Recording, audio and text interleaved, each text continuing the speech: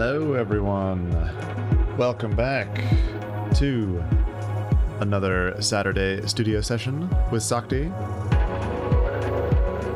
Nice amount of alliteration there for you.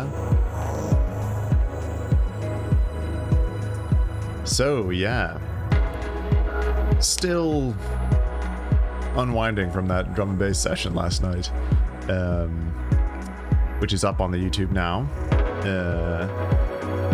Today we are doing something chill, but not this track. Let's stop the lobby music. Let's get this thing. Yes. So this is another new one. Just started a couple days ago.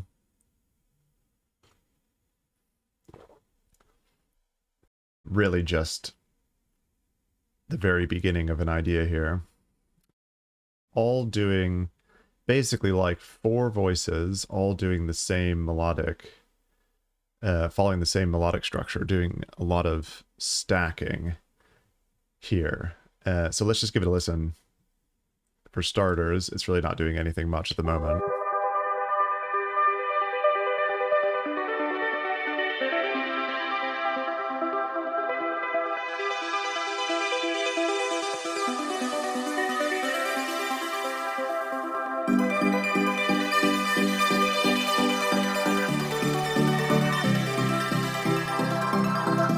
Kind of a different vibe from my usual stuff.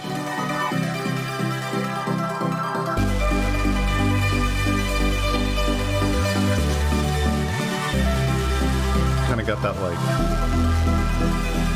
Virtual Riot sort of color bass, heavy melodic layering thing going on.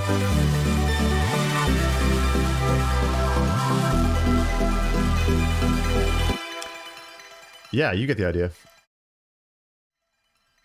It's just this chord progression that got stuck in my head from another track, from a K-pop tune actually that I was listening to, and I was like, that's pretty catchy. That is a pretty catchy chord progression. So we're writing in major. Weird. Can't remember the last time I've written something in major. So let's dive in. I think maybe a bit of filtering to start with, just to kind of... And we already are filtering that in.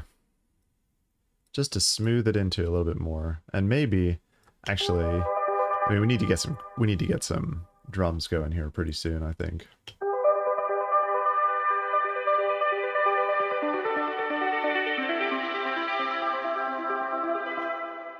But I think actually where I stopped messing with this last time was on this like piano layer here. Let's start to name some stuff. This will be ARP high, I think. This is like really... That's very, very high.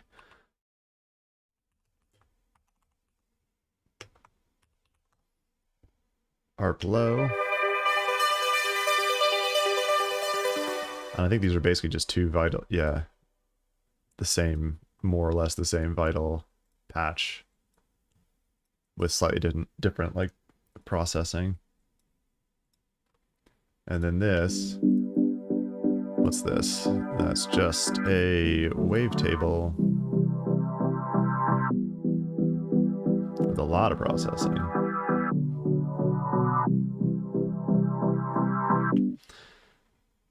Dig it.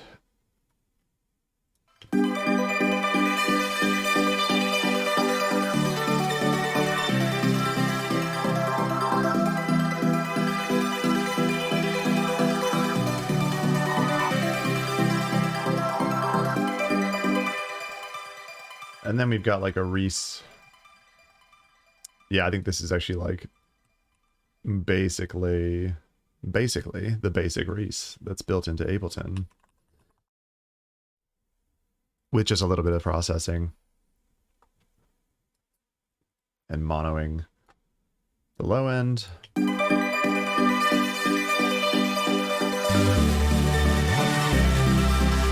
little bit of glide on it.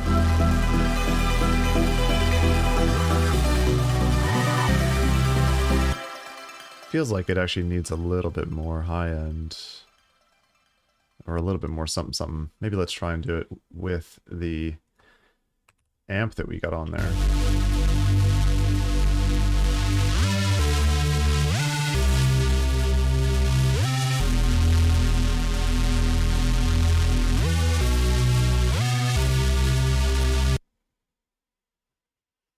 Yeah, that's a decent sounding bass for the start.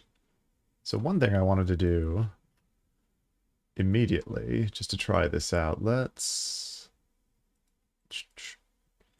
just create a new audio track by itself down here and resample everything.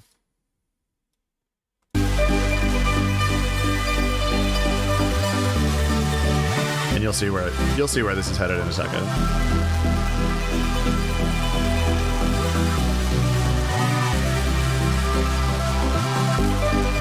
Okay, so one time through is fine for the resample, and then let's put this over here and get a kick. Need to get kick 2. I know I keep saying that, but you know, in this economy,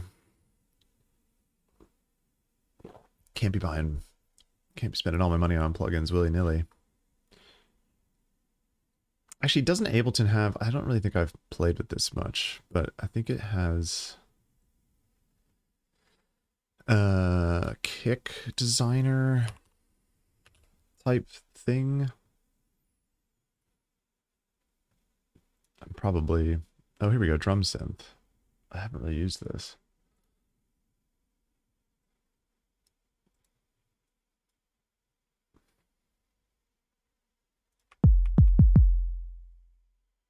Nice. Let's make our own kick for a change. And let's throw a tuner on here so we can start properly. Do this the pro way. Put the kick in the key of the track from the starter. From the start go. We are in what? C? No. What are we in? I think we're in G major. Yeah. Let's get a kick in G. Oh, that pitch is moving very fast. Can we fine tune that a little bit?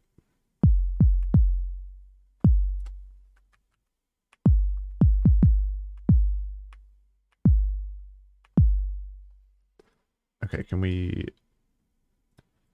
I can't tell it what pitch I want? Come on. Oh, there we go. Let's put it at 49. Yeah, that's G. Brill. And then let's mess with the envelope a little.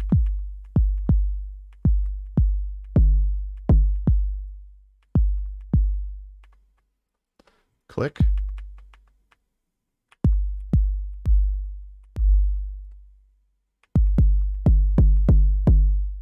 Nice. This is basically like a, you know, bog standard version of Kick 2 within Ableton.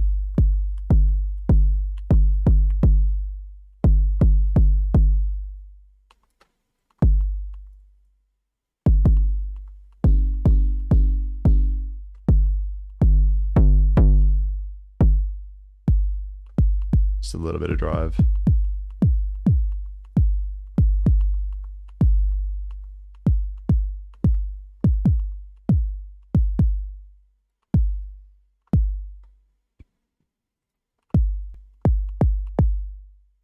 Oh, what's that? Phase reset. Nice. That's definitely what we want. Cool. Let's throw just a little MIDI loop in here.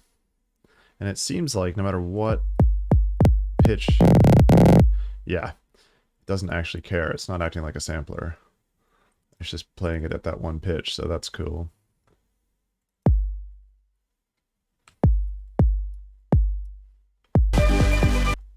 That's way too fast. Something like that for starters. And then now we could either just really heavily sidechain this resampled track, like such. Let's rename this.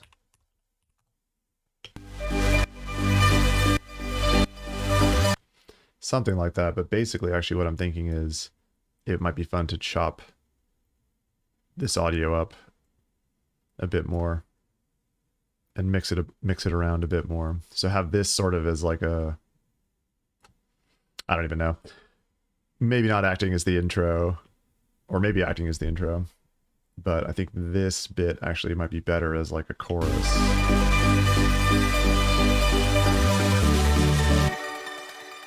And then this could be like a little breakdown or a B section or a bridge or something. Just be lazy. Let's reverse it for starters.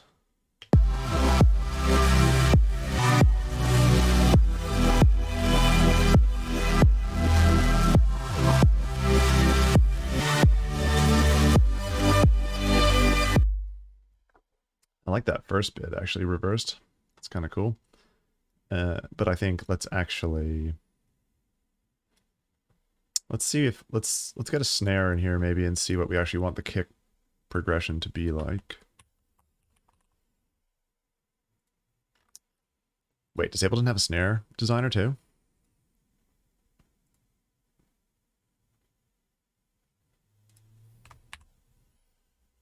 Let's try this.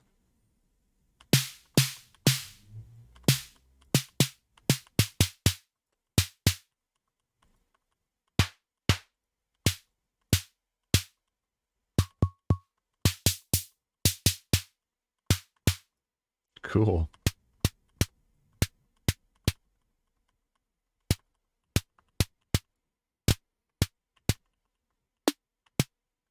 Maybe something tonal.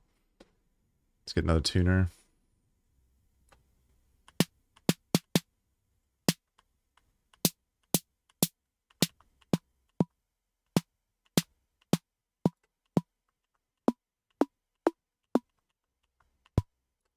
It's not tonal enough.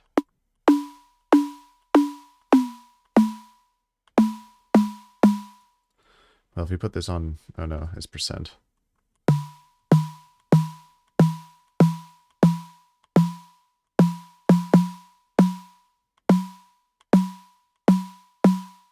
It's all over the place. Color, what if you turn down the color? There we go.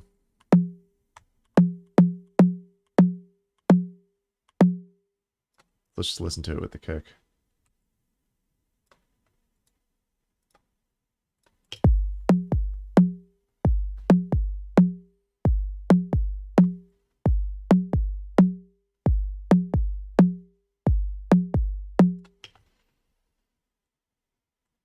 Yeah, word. Why not? As a starting point. And then maybe we get a clap in here too. Love my wide claps. Ooh. That one. Let's keep going in MIDI for a change.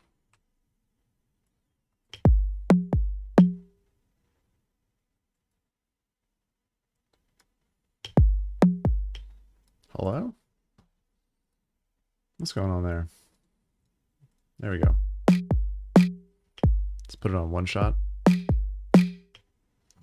And let's just solo this out.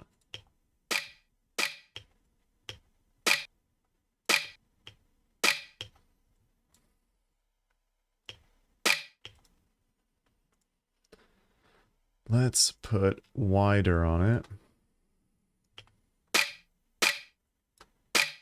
Nah. Way too much phasing. Let's just delay it and pan it. Oh no. Duplicate. There you go.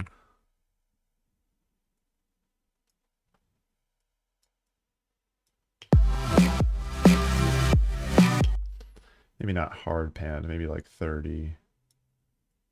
20 to 30. Maybe even less than that.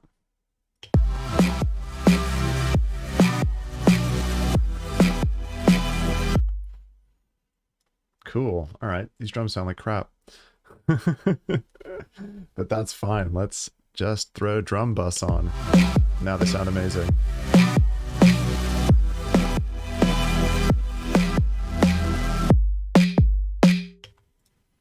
I mean, they still don't sound amazing. That snare sounds like crap. It's not even like a snare. It's like a tom now. Whoa. It's also clipping like crazy.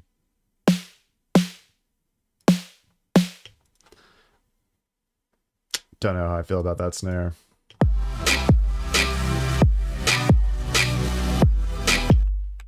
Okay, where we are. That's clipping.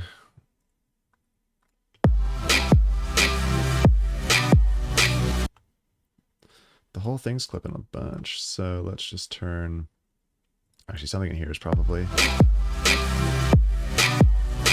It's just the drums. The drums are slamming.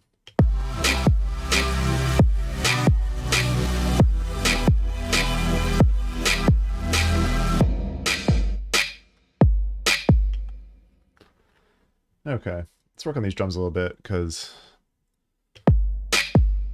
they are not interesting yet. What was... Let's just get a new snare in here. Or maybe let's just turn this snare down. And we can just use it sort of as a fundamental for the snare.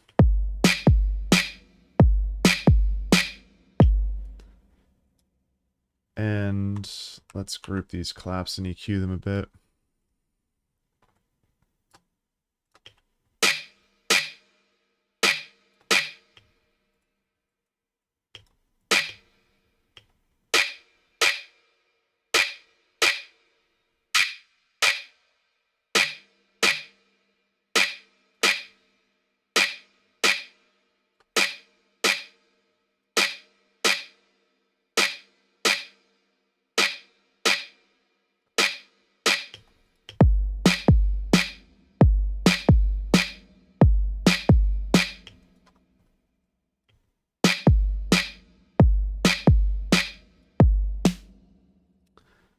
And probably need to change this reverb up a bit.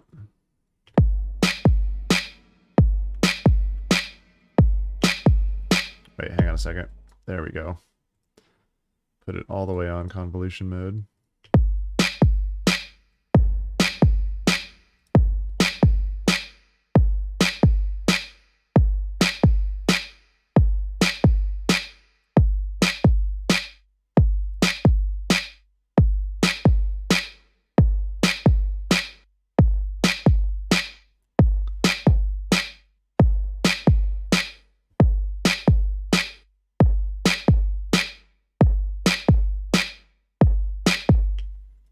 I like that reverb on the kick, but you're not even going to hear it in the mix.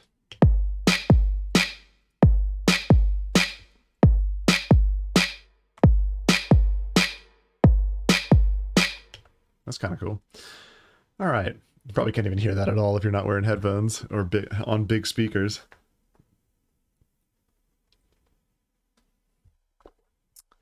So...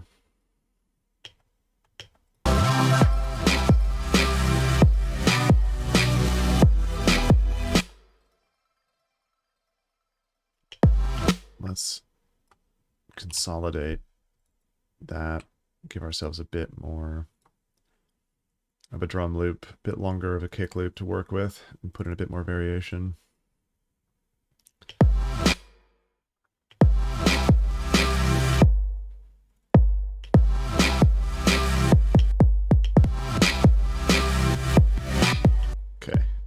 velocity reactive, so that's good.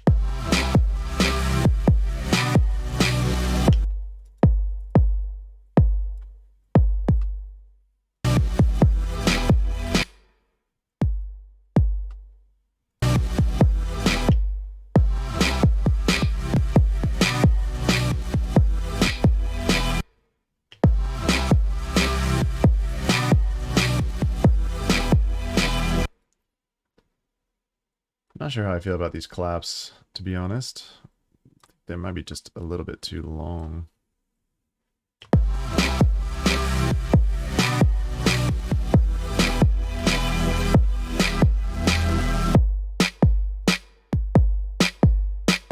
Yeah, it's better without all that tail on it. That tail was just a bit like resonant. Maybe pitch them down too.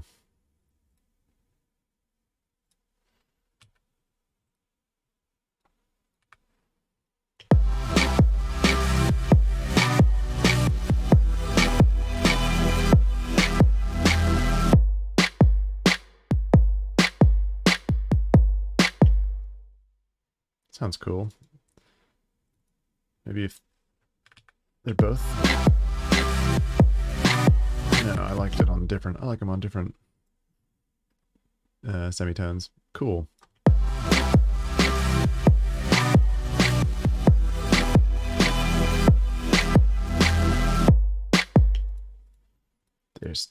They're starting to sound very wet. So let's get a spectral resonator and just take it to 100.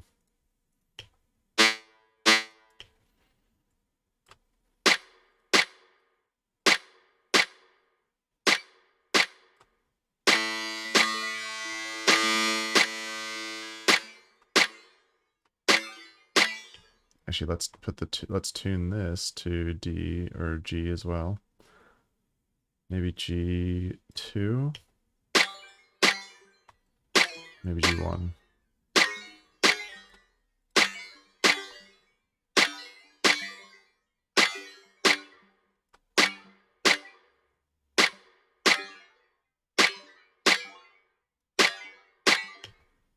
That's interesting. I feel like I'm cutting too much high end out of it.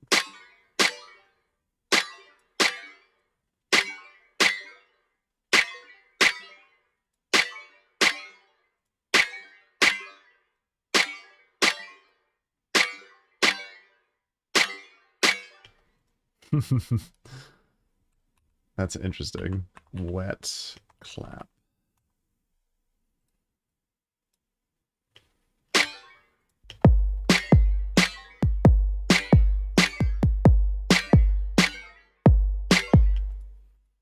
Cool. I think let's turn that down on the drum bus.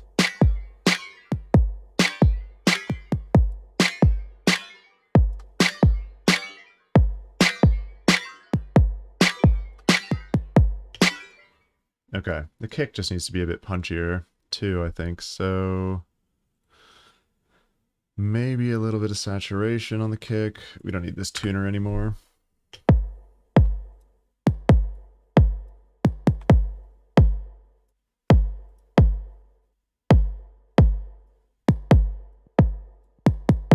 Yeah, that's much better. And maybe a little bit of crush, because I just love crush.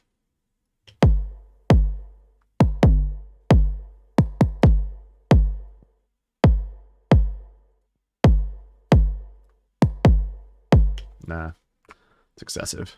Feels excessive.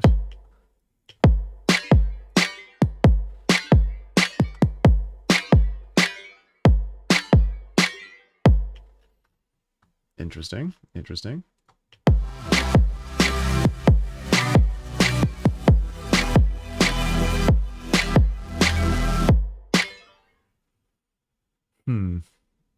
Now we could just leave it like that, but I'm actually going to let's duplicate this channel so we can go back to it if we want. Just turn it off for now. And chop this. Let's take the side chain off of this channel. and chop it around the kick to see if we can kind of dial in something a bit more interesting.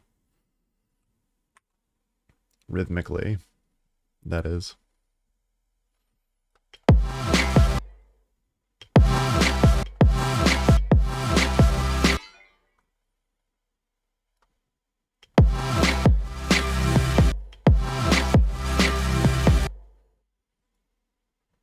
And then because then we can ignore the little ghost kicks.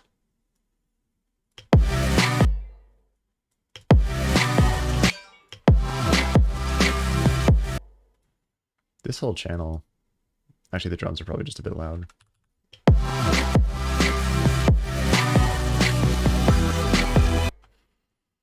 wonder if reversing that bass, I wonder if that is like creating some phasing problems. It probably is, but who cares?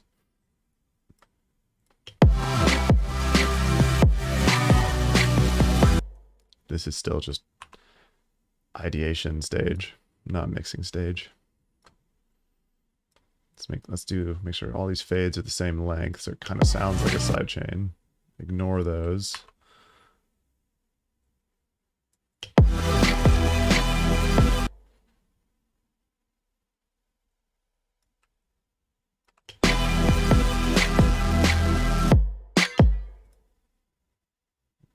It's cool.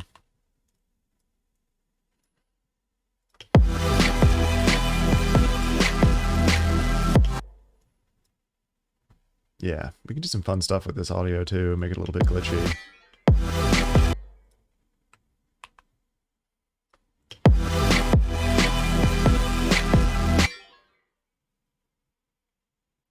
Because, you know, that's my sweet spot. Just glitch it out.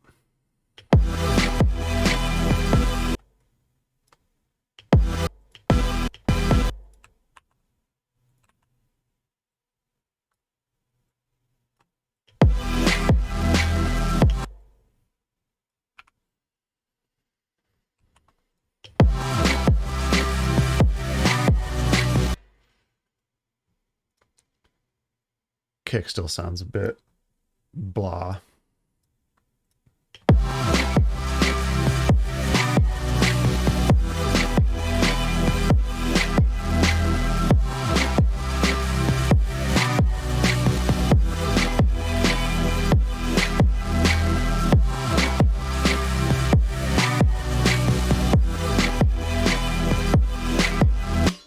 I forget whose tutorial it was, but they were basically saying just put digital clipping on every single channel, because then you're basically constraining, because you can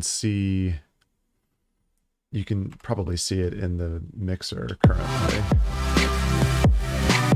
You see how little distance there is between the average volume and the peak volume on the kick versus the snare. There's so much extra like dark green on the snare channel versus the kick channel.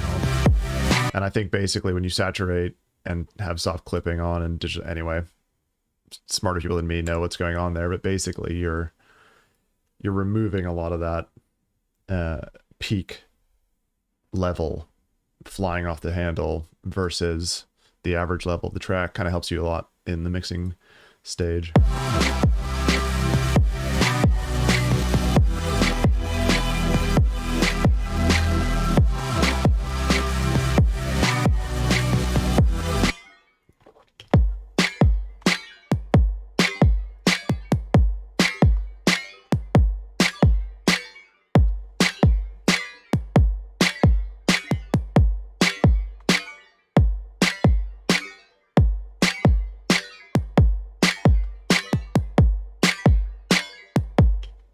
Okay, now the click sounds a bit too clicky on the kick.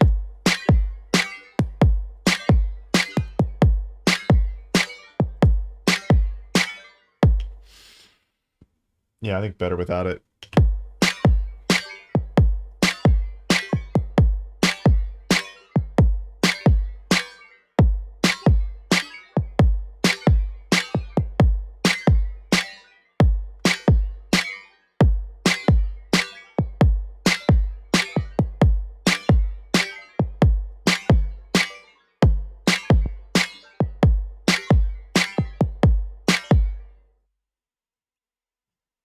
Alrighty. Let's give it another listen from the top for some context.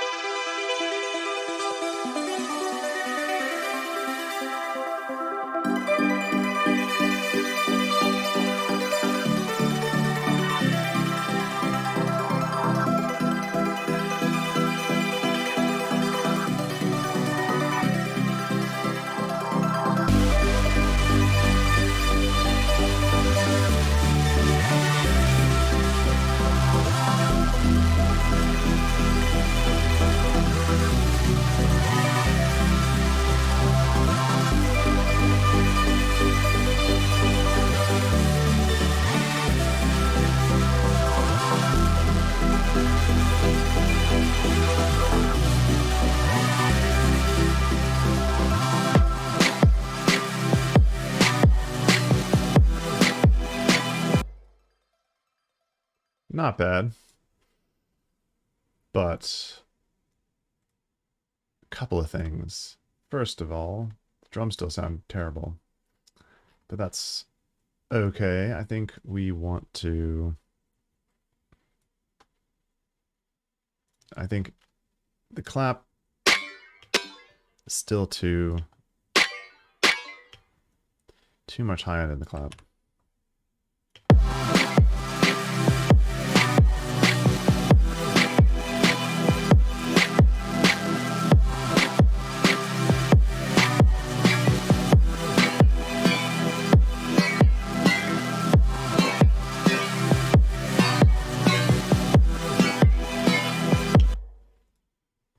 Kind of nicer as a little effect there. And then let's find another clap, or maybe another snare, or maybe something just a little bit I had a whole sample pack of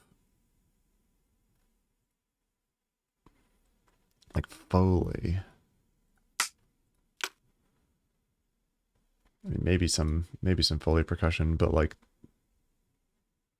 there's one that I'm thinking of that's like, it's like Target. Yeah, this one. Just a bunch of samples from Target.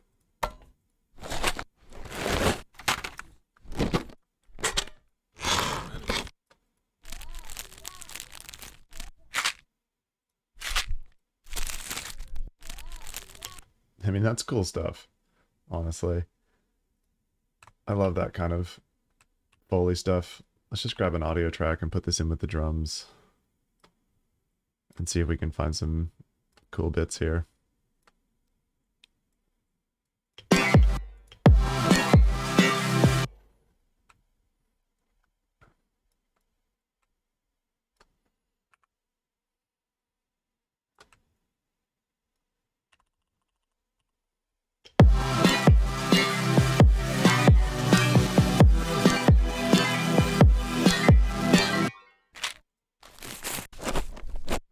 Something a little bit wider.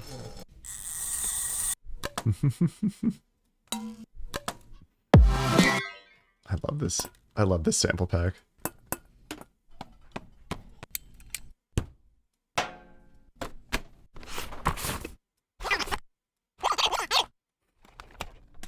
They're clearly just like walking around the toy aisle, like poking all the children, all the buttons on the kids' toys.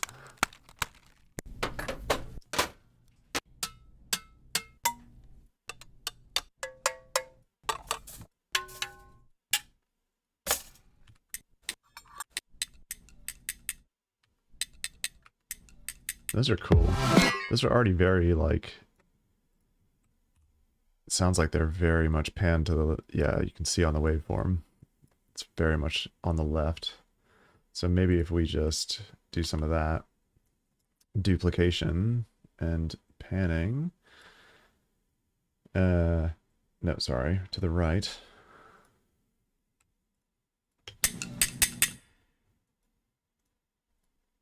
Or no. I don't know, my left and my right. Let's keep that one center.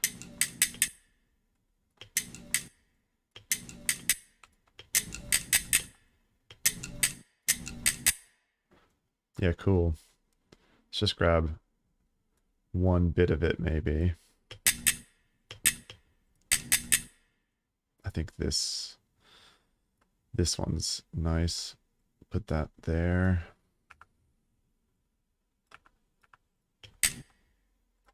It's a lot of low end, though. Let's group those and cut that low end out.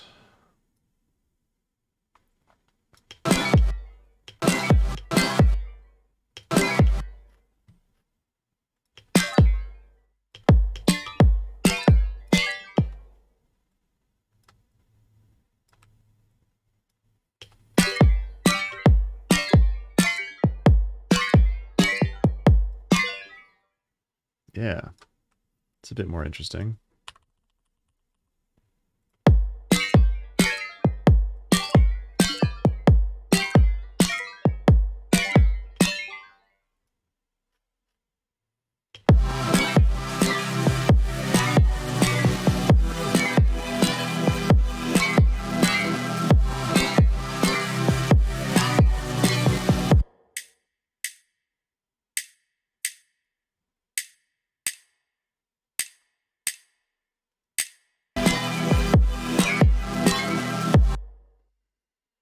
Maybe try and make it a little bit more centered.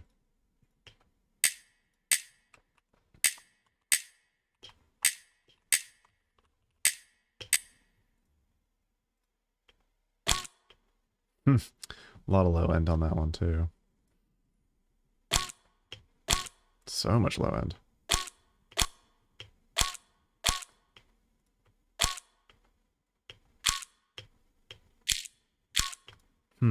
There's just like a real... I don't know. So there's something really sticking out there. Let's try and... Maybe that's better. Yeah, there's something...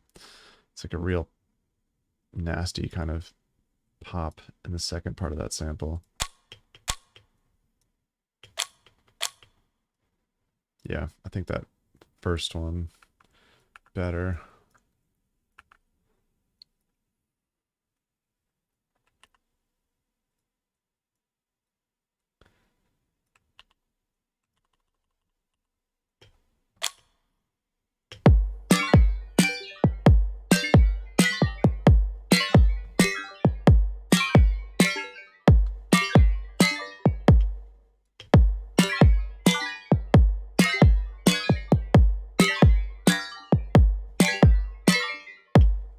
Okay. A little bit better.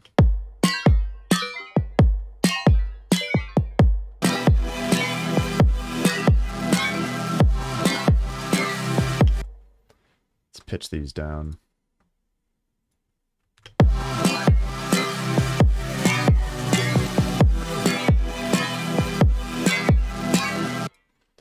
And maybe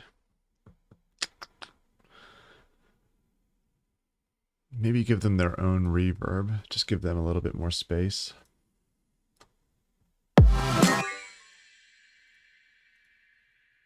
Put it on Shimmer, my favorite.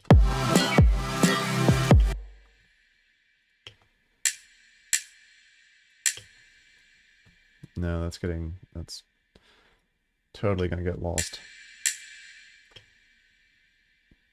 Maybe if we bring the decay down a bunch.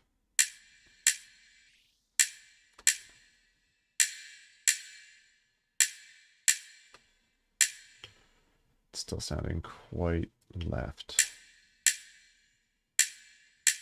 Or right. God, I've forgotten what left and right are today.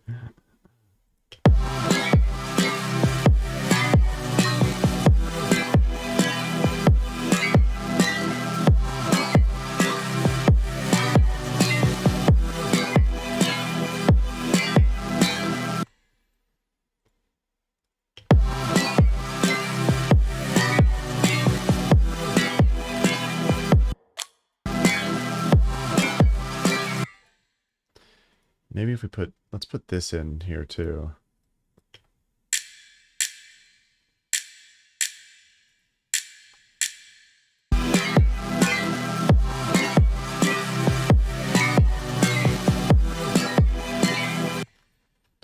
Okay, we've still got that snare.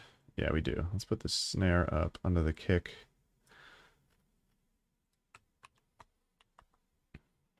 It's actually just like a snare tone more than a snare.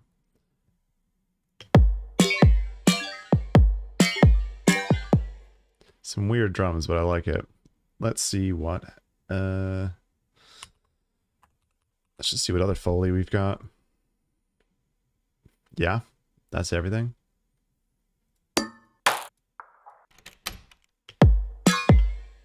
There's no way that's everything. Maybe that's just everything that has Foley in the name.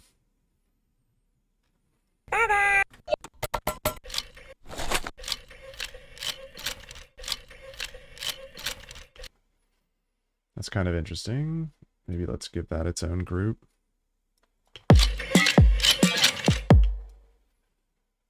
And what if we just quantize it?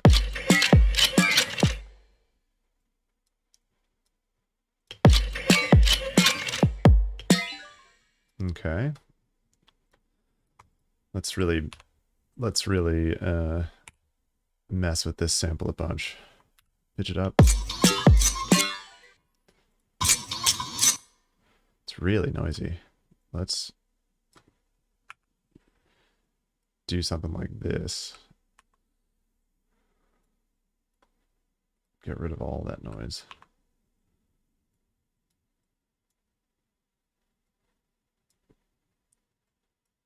Okay. Consolidate it again. And put it through. I've gotten a bunch more fun plugins recently. Just keep coming across like treasure troves of free stuff. Maybe put the reverser on it.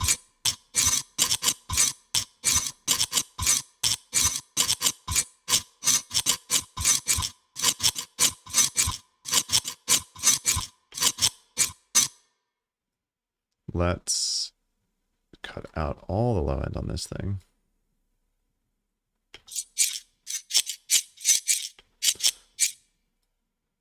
And let's turn it to beats mode.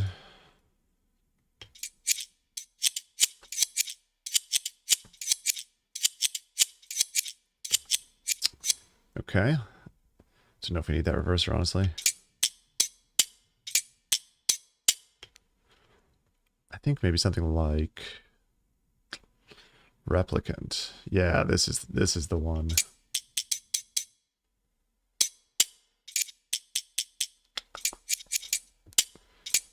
Still have no idea what I'm doing with this thing, but it's very cool for like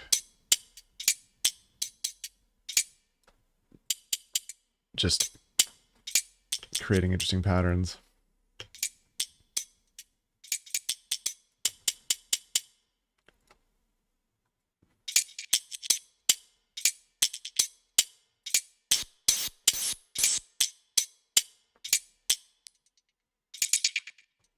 This is a free one too. Replicant. And okay, ribs. I think I figured out how to use ribs. Yeah.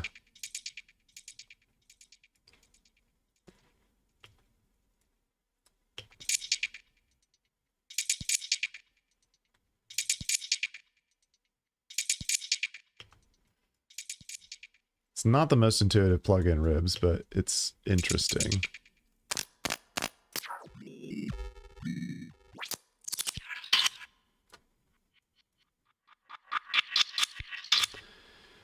The thing that I was missing is you just had to put it on FX mode. Otherwise, you have to like, the way that you get audio into it is really weird and not intuitive. So let's give ourselves another audio track and resample some of this rib stuff.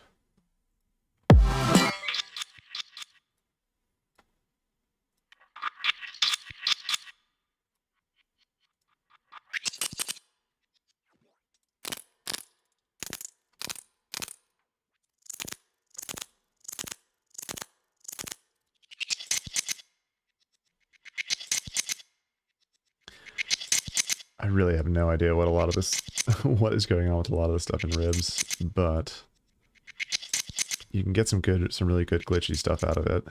It's just a very, I mean, just look at it. It's like such a confusing, I don't even know what it actually is doing other than like some sort of tape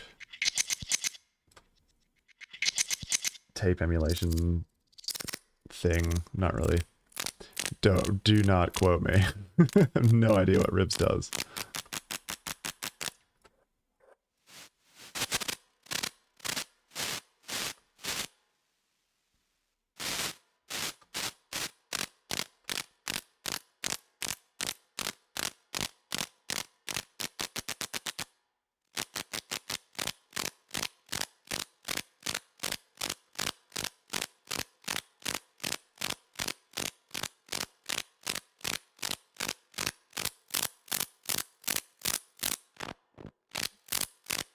Okay, that's the filter. It's just like the way the interface is designed, it's like, what is half of this stuff supposed to be? Like just having this little F here, that you're supposed to know that that's the filter. And this looks like an ADSR. We'll extrude the input signal and silence it in decay and release. Okay.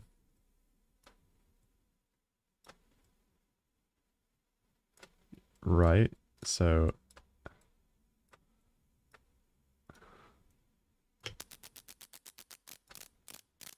yeah, no idea.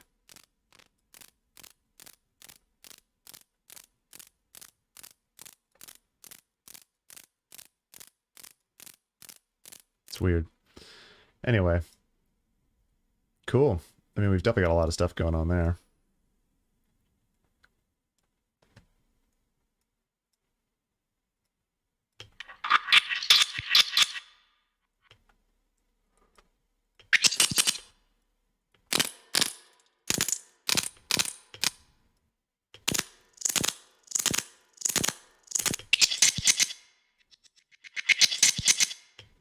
It doesn't seem to have...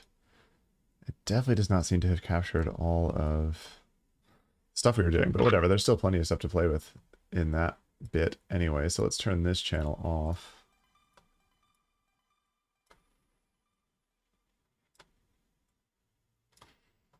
And actually, let's just put this over here and start grabbing little bits out of it.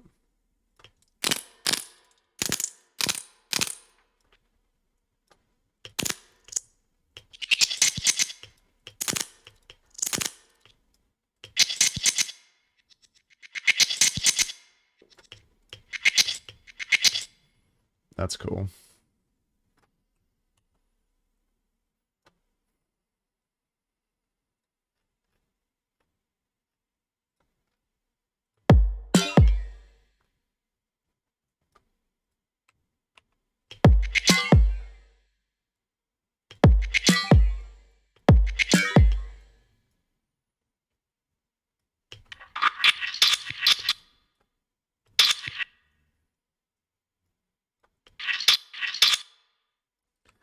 I like I like finding little, like not the big transients, but just the stuff in between the transients that, you know, might otherwise go unnoticed.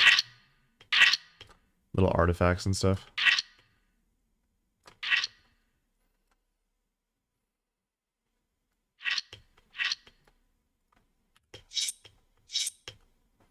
It's cool.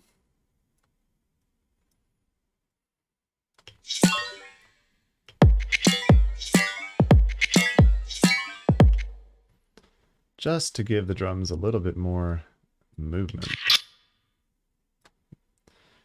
Maybe grab this one out too.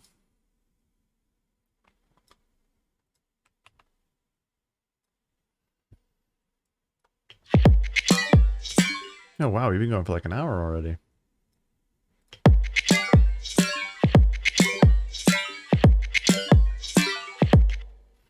That's cool. Let's... Ooh, that's not actually grabbing the full loop, is it? Or the full bar. Put this at the end of the bar. Actually, let's maybe put it at the end of every other. Yeah, as a starting point. Duplicate that across.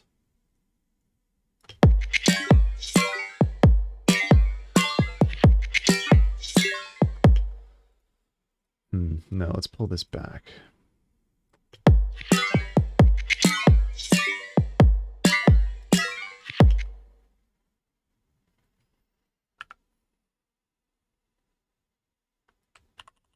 Yeah.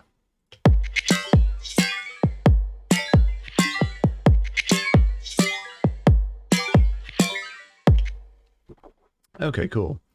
And now I feel like we can layer in some more Foley stuff later. I think maybe... Let's see what kind of percussion we've got.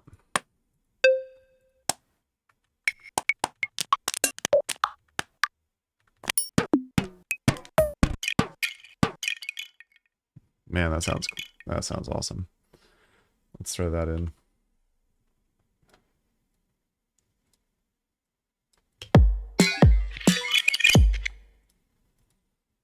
Ooh, is that on the... No, it's not. Okay. It sounded way better forwards.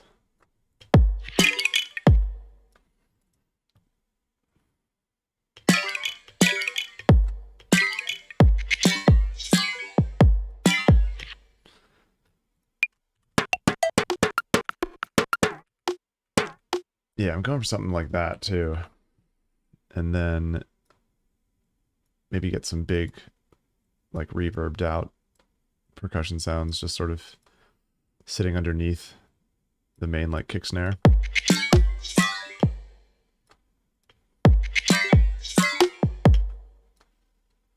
Let's pitch that down.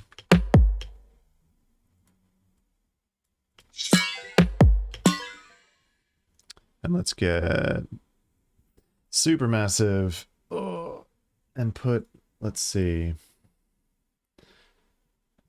maybe half note echoes on it.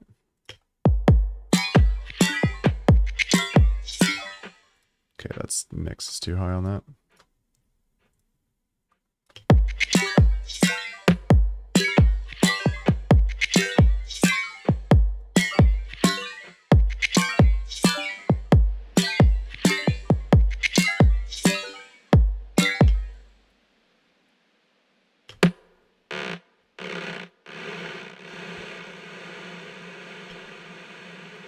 That's interesting.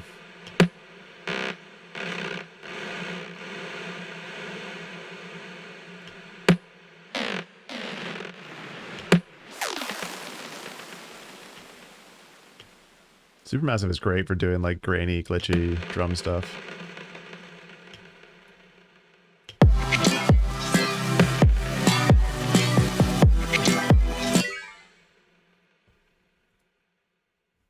I think that channel wants to be louder though.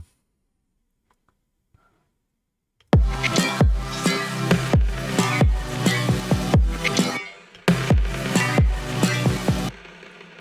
probably get away with... I don't know, that sample looks pretty loud already. Let's just put a limiter after.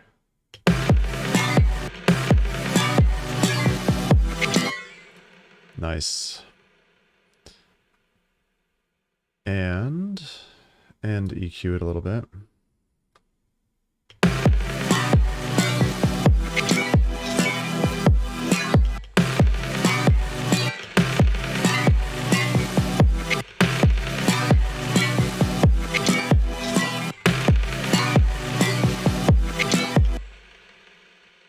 That's cool. Might be better to just resample that and mess with that a little bit, but let's just try and put it in sort of every cycle, or maybe just they can talk to each other at the end of each loop.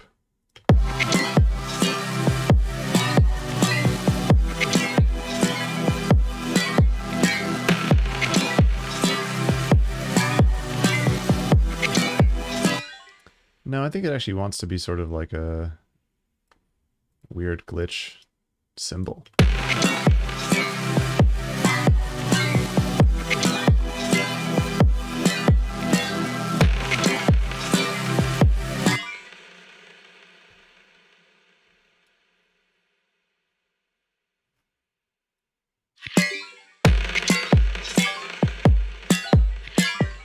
let's put the... We've got a side chain on here. Let's just copy that onto this ridiculous thing.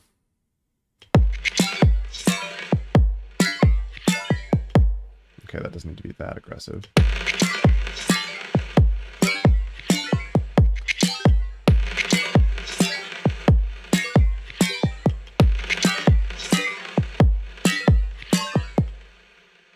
Something like that, though, could be nice.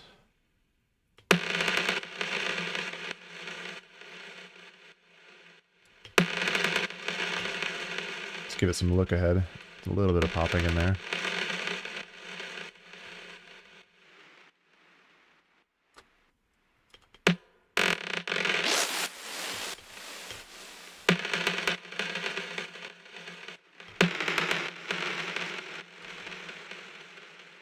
It's not really what I had in mind, but you know. I like when, you know, things just happen differently than you kind of have in your head. But maybe I think I still do want some like proper toms in here somewhere.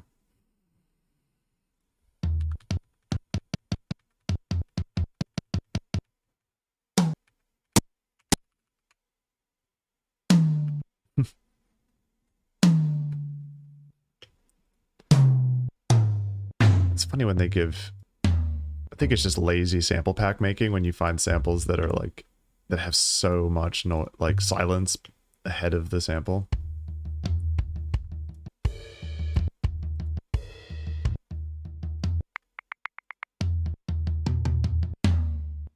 I don't have, maybe it's tom singular. There we go.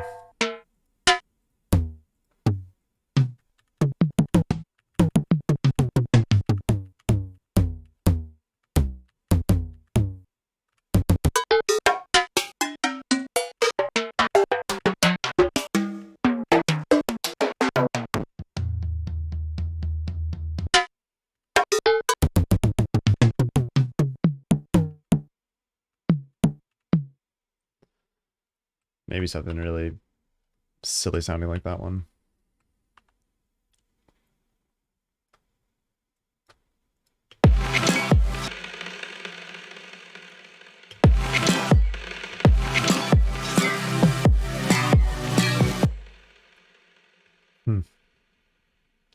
I don't know. Let's just put a stupid big reverb on this one too and see what happens. Charm verb? I don't know if charm verb does like huge. Does it not have presets? You can just randomize it. Oh no, there we go. Ethereal.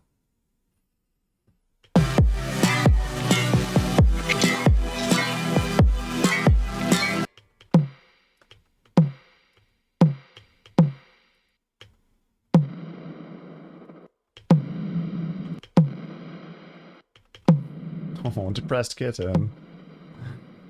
I love their preset names.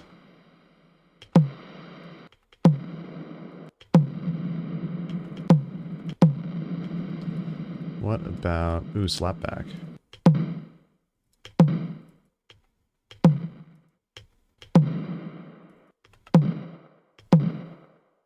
That's kind of cool. Maybe if you...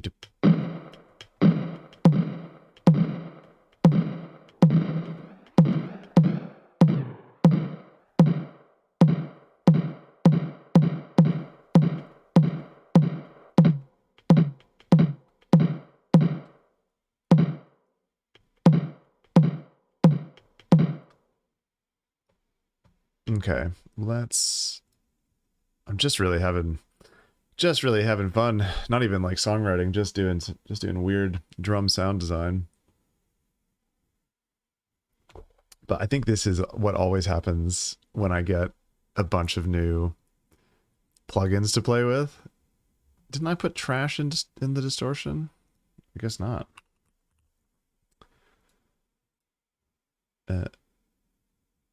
Trash. Oh, it's under effects. Let's put it in distortion.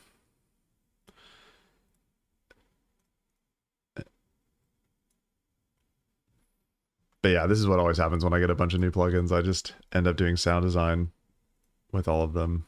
Let's put it before the reverb.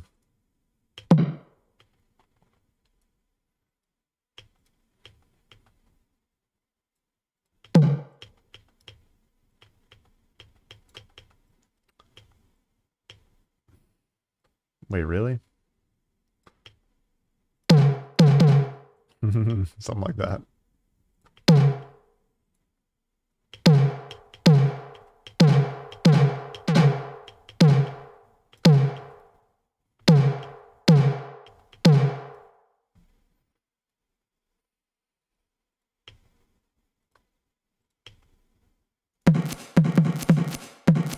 It's interesting. When you're inside trash, the spacebar start stop doesn't like it.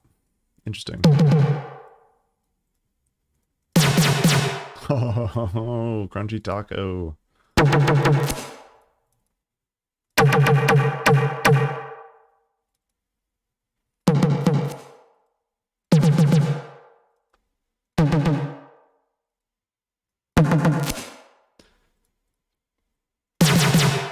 I mean, it sounds cool.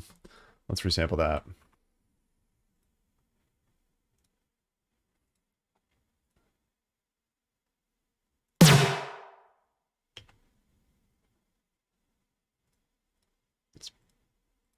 Okay.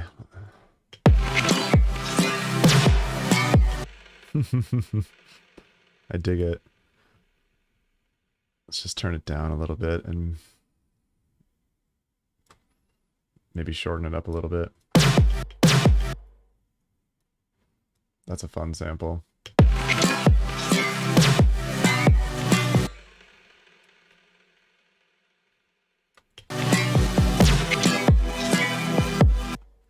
Nice. Maybe put it up a little. Nice, that feels like that's actually in the key of the track.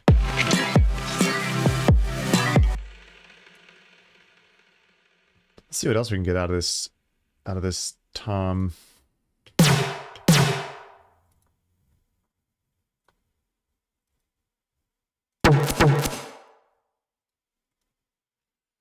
Let's go back to maybe fuzz.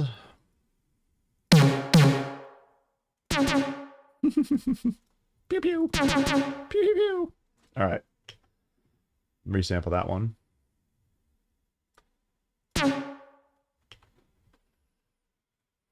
Interesting. Looks like almost getting a little bit of DC offset.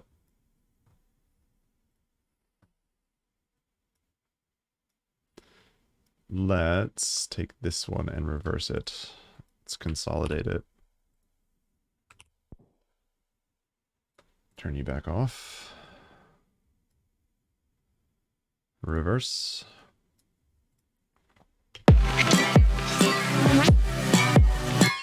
This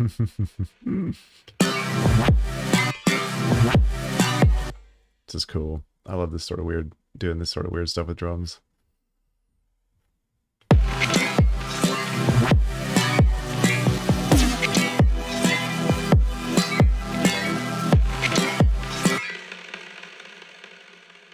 No, just this one, I think.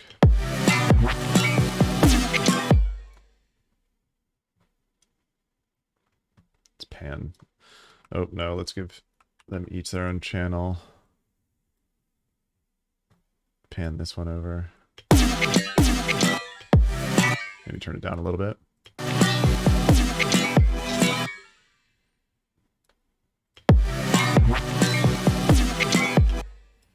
It's not even like drums, it's just effects, but I think it makes drums so much more interesting because then you can, like, you know, just do group processing on all of it and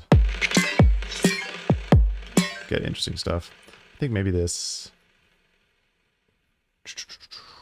Oh, where even is stuff anymore? What's happening? It's this glitch symbol.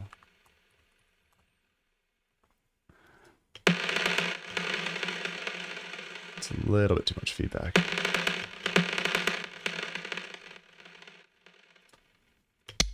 And probably still too much sort of low mids.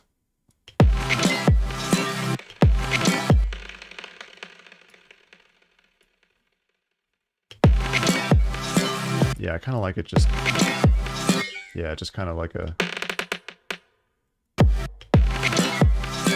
Like a one-shot almost. Might even be better to just resample that too.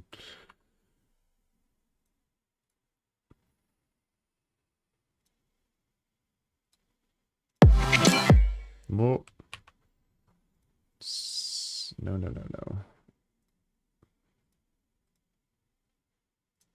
There we go. Yeah, because then we can get rid of that tail.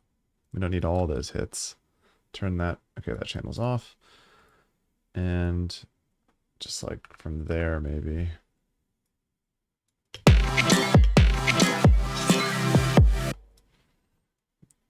Yeah, that's cool. And then that can maybe happen a little bit more frequently because it's not so huge.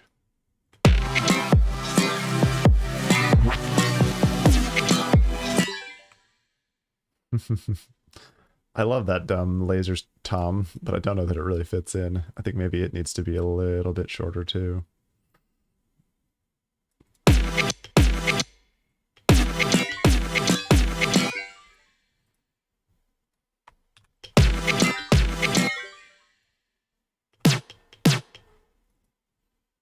Probably needs its own EQ.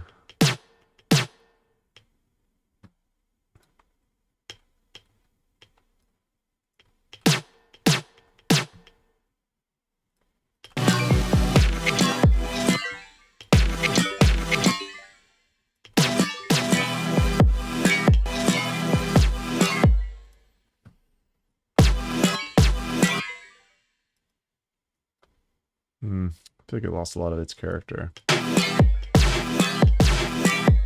Yeah, it's that like reverb. That slapback reverb. It's kind of cool.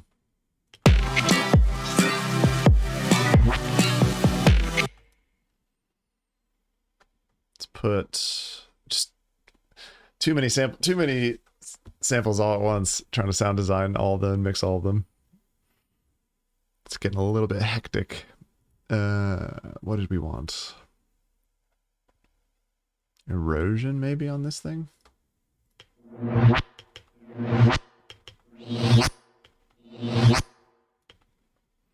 Yeah, let's EQ it too.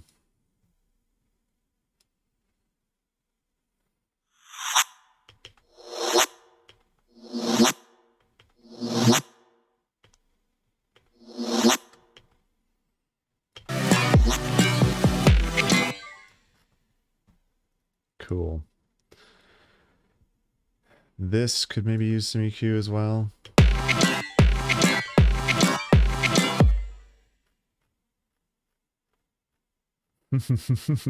This drum channel, man.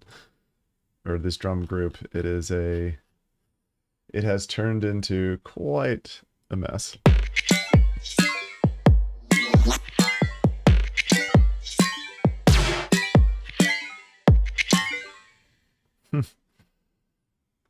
All right. I think now what we need is let's just loop this section like such, and then hey, Heaven Hound. The weather, it's been real miserable recently, honestly. I mean, we had like one or two nice days recently, like last weekend.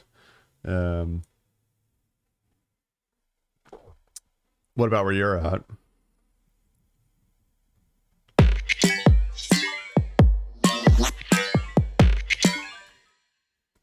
Maybe move this over here. Yeah. Maybe. Or maybe actually put these ones at the end of the bars.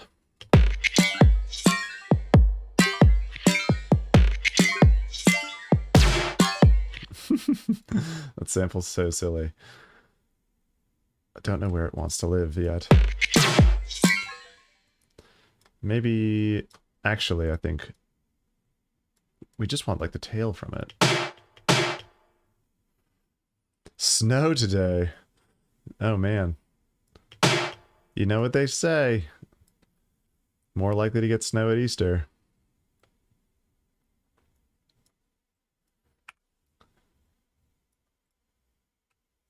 It's so funny. If my wife if my wife heard me saying that, she'd be so triggered. More likely to get snow at Easter than Christmas.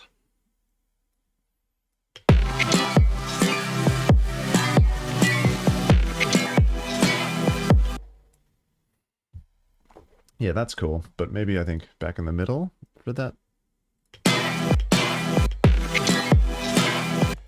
Okay. I feel like... Oh man, what's even going on here? Is this the resampled? Yeah. Glitch. Hit. Yeah, I'm just wait. I mean, I love winter and I love snow, but it's different. Like, it's different when it's just kind of cold and kind of wet the whole time. If it's like properly cold, like dry cold with loads of snow, fine. That's fine. But I'm ready after this winter. I'm definitely ready for the weather to get nice. And I feel like we keep getting teased, but it hasn't properly become spring yet. But it's, you know, it feels like it's definitely coming. All the daffodils are out in the park by us, which is nice. Let's just get rid of these groups. We're not using them at all.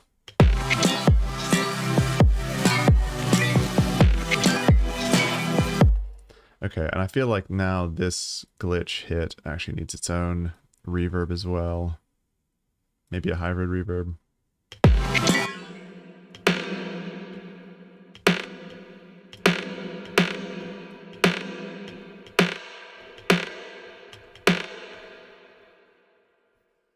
It's just not sitting with the rest of the drums very well.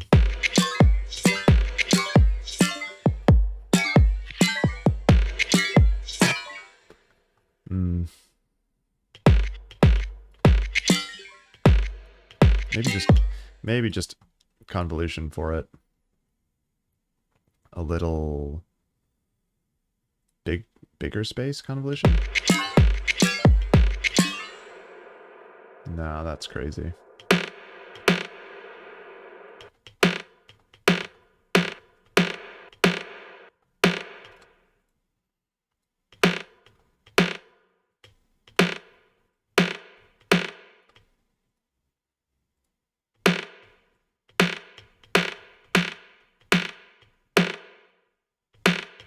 Don't think we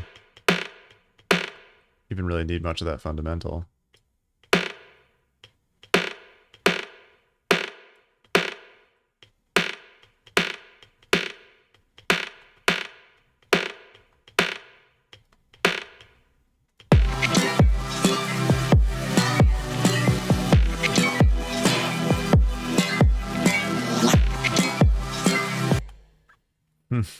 I do not know how I feel about any of these at the moment, but that was fun playing with them. What is this? This is like the trashed tom. That one actually kind of works. This one maybe wants to be somewhere else.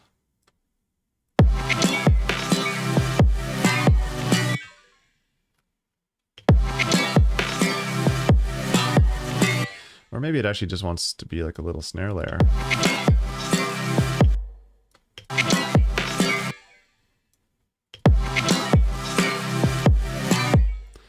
And then we can cut out more of the low end on it.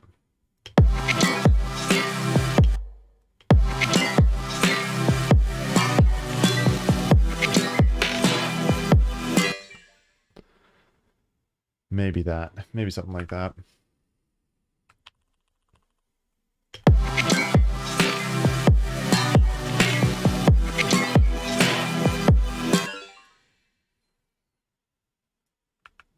No, something like this.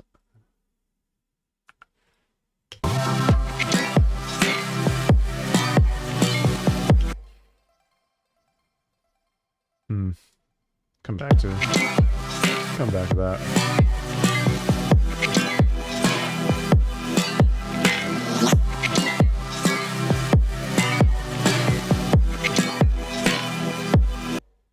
Yeah, no, I don't know if I'm sold on this. Tracker. No, I haven't heard of Tracker. What's that? Actually, let's do something else with it. Before we give up on it entirely, let's just consolidate it and reverse it into this second snare hit. Or reverse it. Yeah, reverse it into the kick might be better, actually.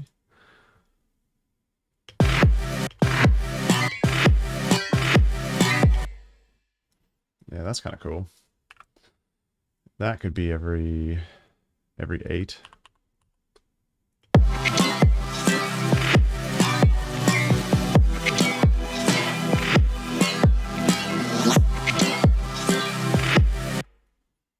Okay, cool.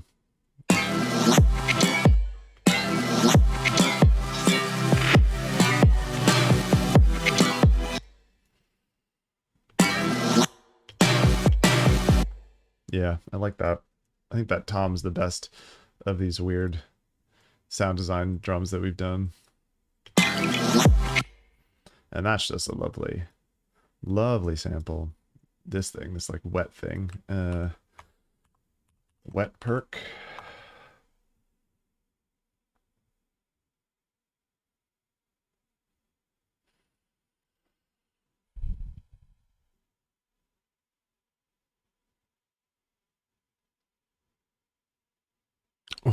Whoa. Did you just like copy and paste that from like the wiki? That's quite a detailed description. Yeah. Okay, yeah. Fair play. Interesting.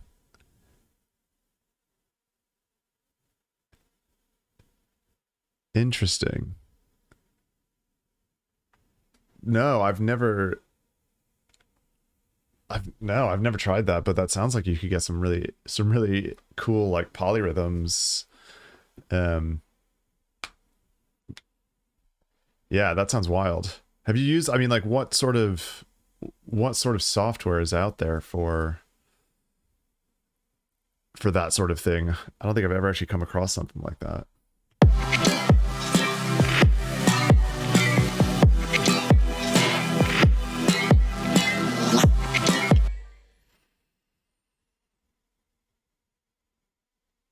Okay, these ones. Still too much low end.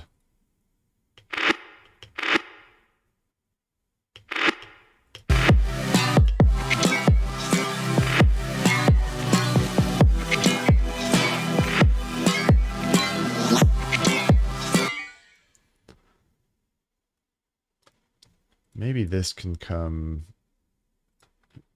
probably come out of the drum group.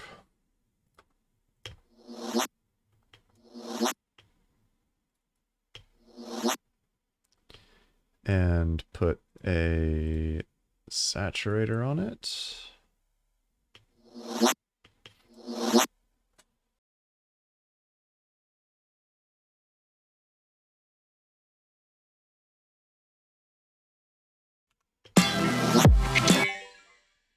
And put its own reverb on it. Or maybe actually, let's use a send.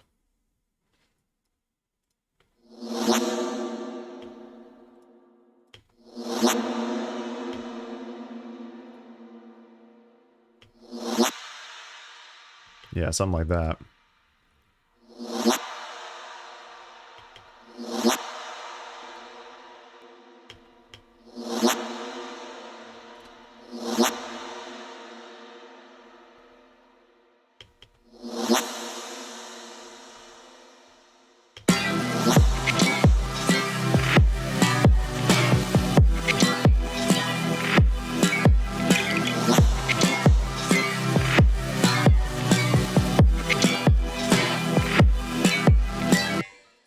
think this glitch hit is coming in too frequently now. Let's just have it offsetting with this reverse like whamp thing. Maybe like that.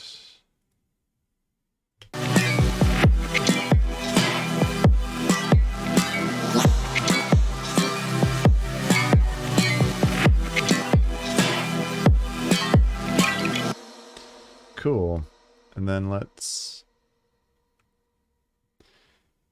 maybe copy paste these toms. Actually, let's just give them their own channel because we'll probably process them a bunch more.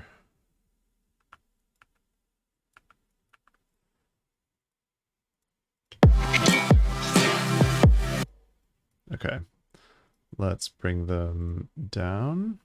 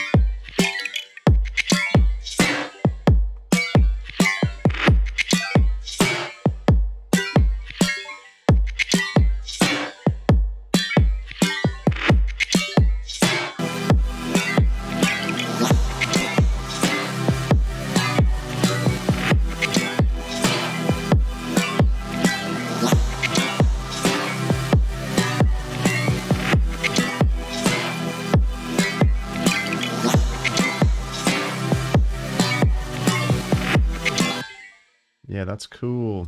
That is starting to get a little more interesting. So, oh, we've got all this stuff too to play with. Maybe at some point.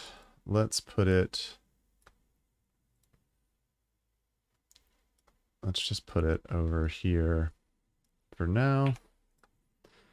What's this?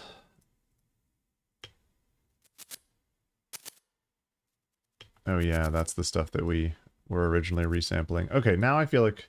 Let's just get rid of that track. Now I think what we need... Let's do this with percussion too, but I think we basically need cymbal or a hi-hat type groove. That's kind of interesting. Let's put the clap up here. Because this is sort of...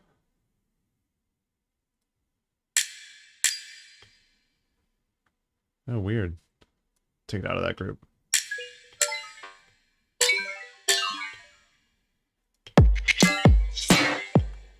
But that, yeah, that's basically like all the snare group type thing. OpenMPT, Milky Tracker, and Renoise. Oh, Renoise! I've definitely heard of Renoise. I will check that out. That sounds wild. Let me just make a note of that. I'm just going to copy these down somewhere on my notepad to come back to it.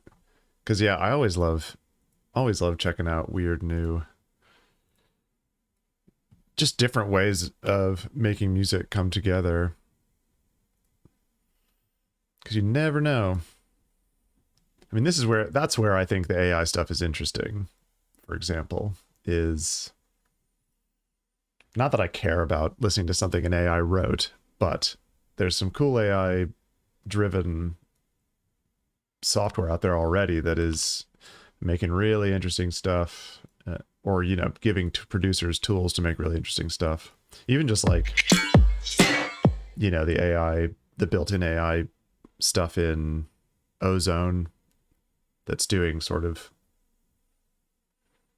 you know, sort of roughly mastering stuff for people. I think that's kind of a cool and useful application, especially if you're like an independent music producer and you don't know anything about mastering, right? It's helpful to have that assistance.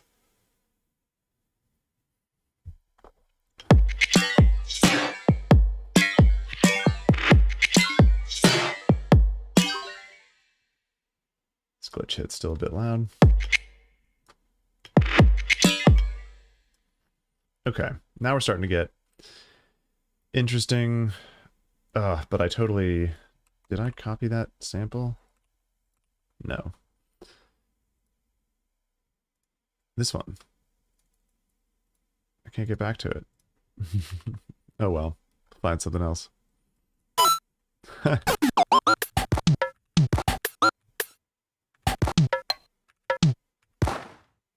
one sounds cool.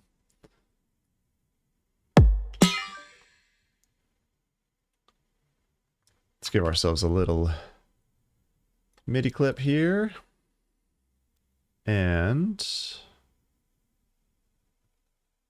yeah, exactly. You just press please help, Ozone. I mean, it's honestly, it's really useful, even the presets in there for, because somebody, I forget where this was happening, but I think on Mastodon, some of the dudes I follow on Mastodon were chatting about like using the, is it cheating, to use the stuff in Mastodon or in Ozone? And I think that I kind of came down where some of them were on that ultimately, which is that basically if you're not a professional mastering engineer, it's not cheating. It's fine to try out the presets because they were designed by professional mastering engineers and can at least give you like a helpful starting point.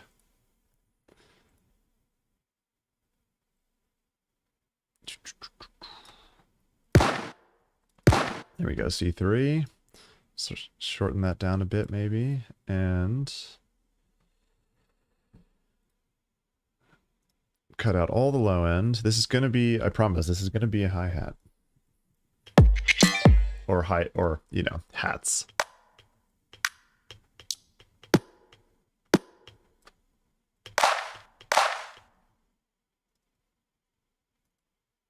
Maybe actually, no, let's leave it on classic so we can make them different lengths. Maybe pitch it up a little bit.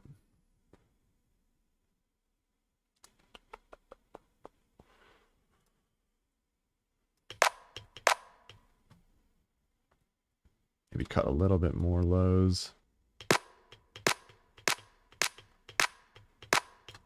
Nah, I feel like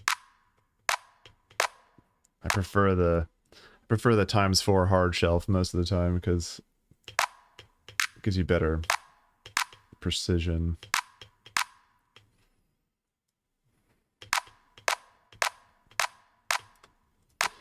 Okay, and then let's put... Got some interesting delay on here. Maybe a grain delay.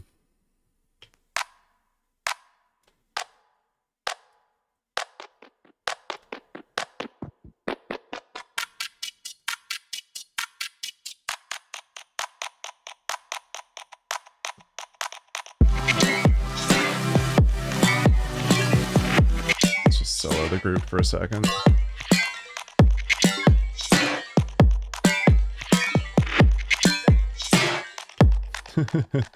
These toms are a bit loud.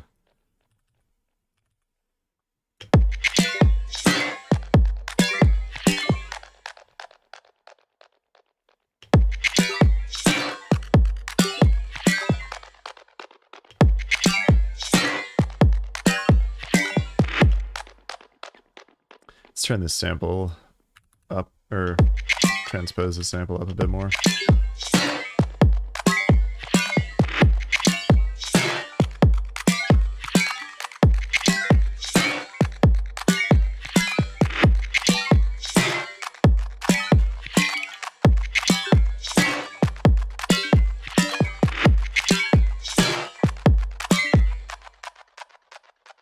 Okay, let's just turn that off. We don't need that in here.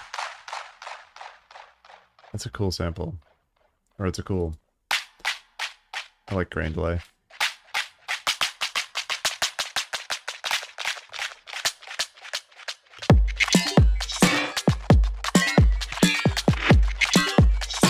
Okay, and then we'll turn the feedback way down.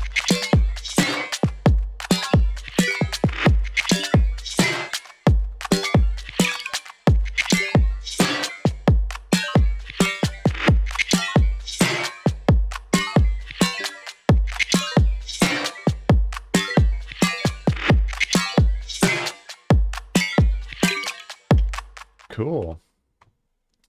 Let's call this grain hat.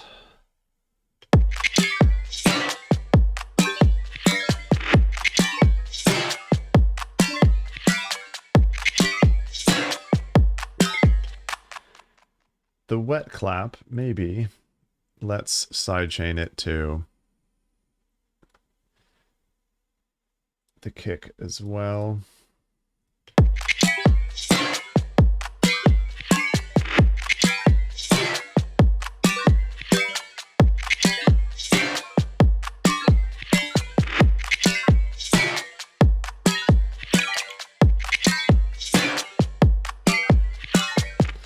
Yeah, just to make it a little bit more groovy and not just always going. You can maybe turn the decay down on it a bit too.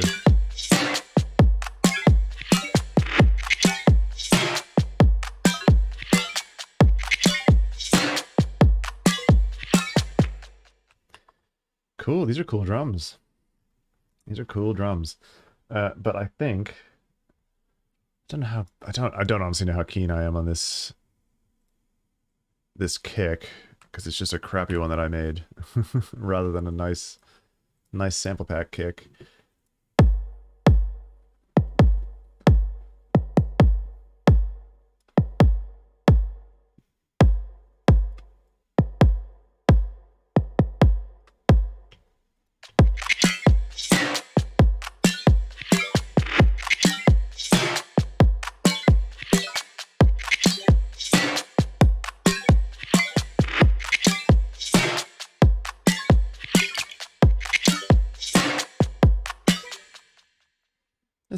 It's not terrible. It's not a terrible kick, but I kind of want it to be a little bit more active.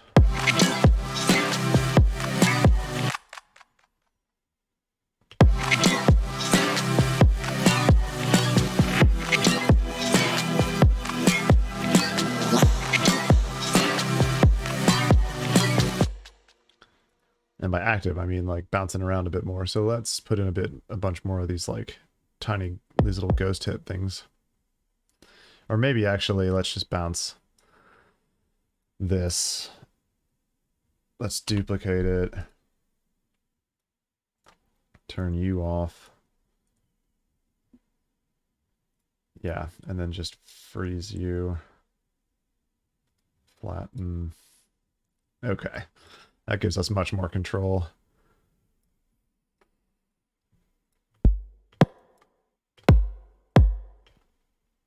Yeah, see, already I'm like, nah. That's way too long.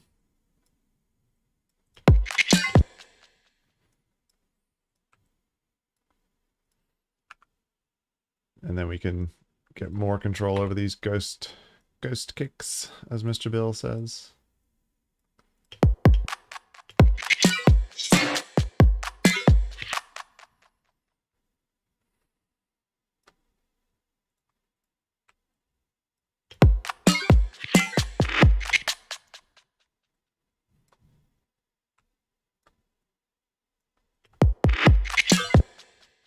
Yeah, that's way better already. But what's happening with the side chaining? Is everything still... It's maybe we can just call this the chain now.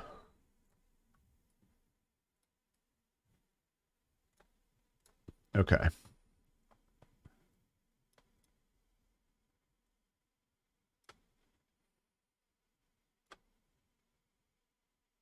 Yeah, cool. Let's just redo these kicks in audio.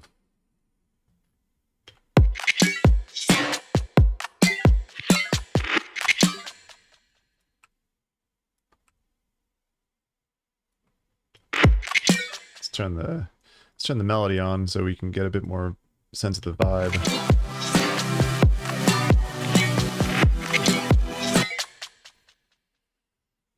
Gonna have to go back and redo the whole sidechain at some point, but whatever.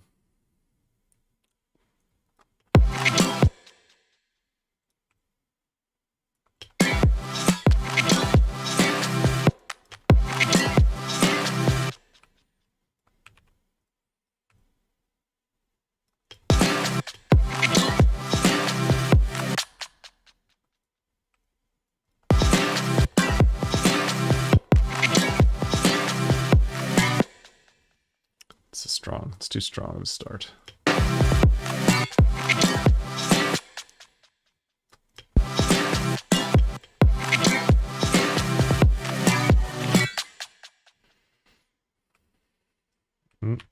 Oops. Cool.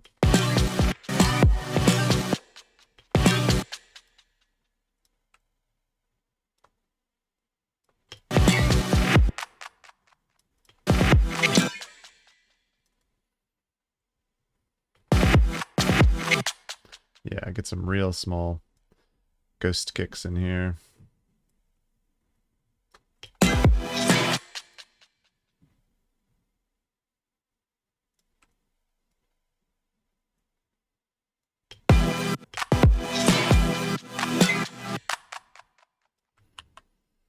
Just duplicate that across, sort of off kilter like that, so we get a bit more variation.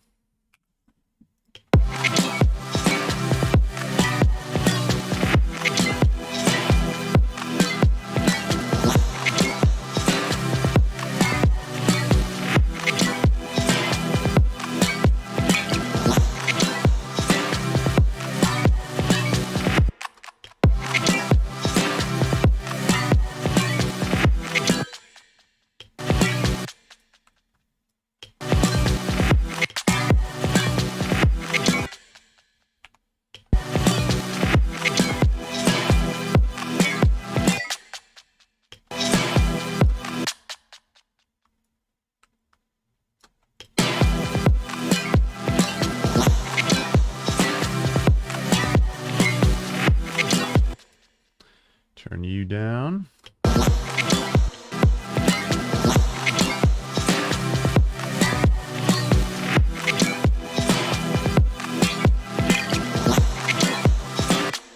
Cool, those drums are starting to get pretty grainy.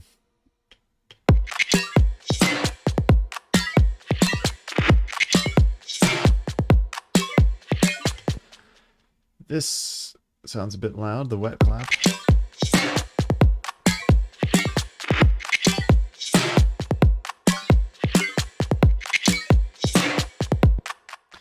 And this is probably still too kind of like sitting in the same frequency range as everything else. So let's turn it up a bit more so it kind of behaves more like hats.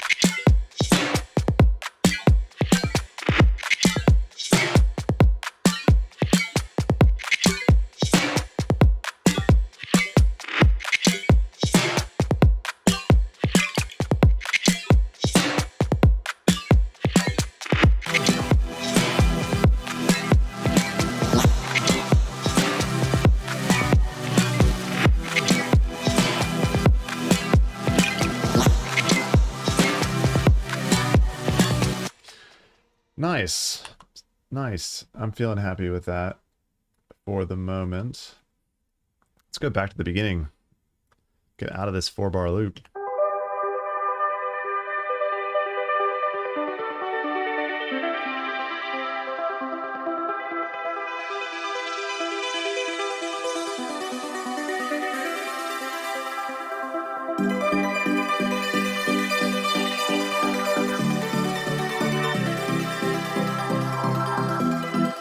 I think I want the bass, everything to come in there.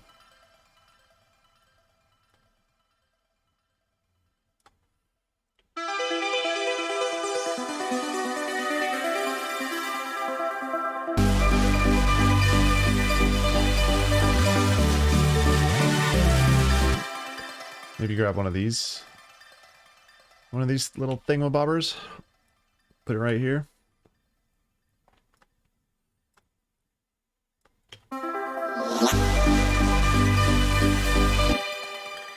Let's drop it down an octave.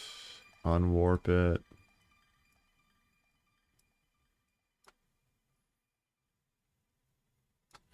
Do it like that.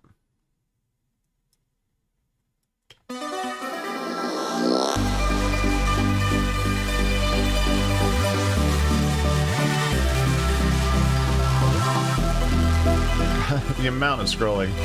Such a big project already. There we go. Clean some of this stuff up.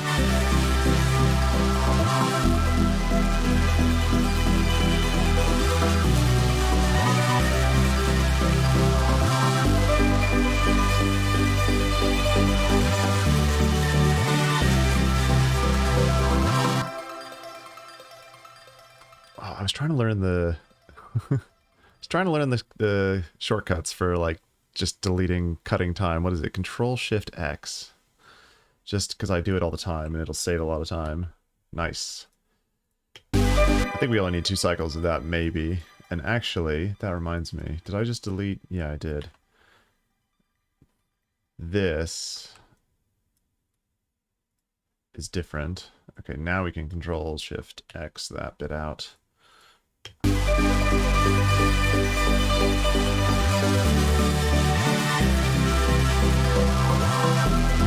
And you can't even hear that anymore because the filter's cutting it off too low, but there is like a nice harmony on top of this second repetition. So maybe if we open up the filter more here.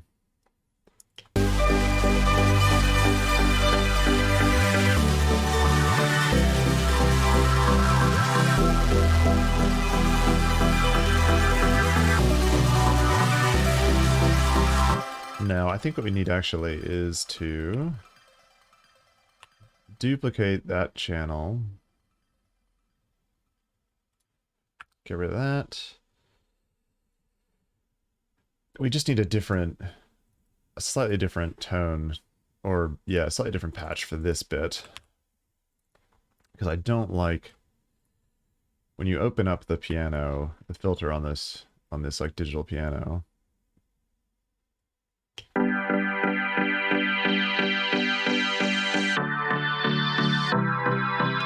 Yeah, it just gets too nasally. Like, it sounds much better with it closed off.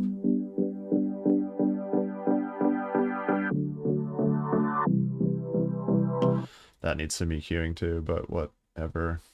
Let's do more fun stuff. So, yeah, change this up. And maybe just change the wavetable position. And actually, let's just get rid of all this filtering for the moment.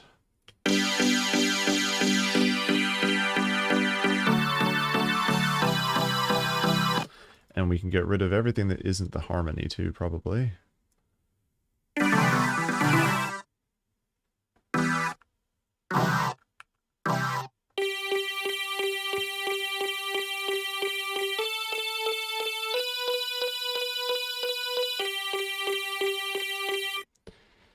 And maybe even just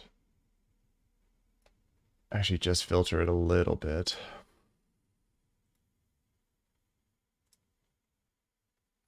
Come on. There we go. Like, it's weird. Like, why is... Yeah. Don't like the new Ableton, the way you grab automation in the new Ableton. Anyway.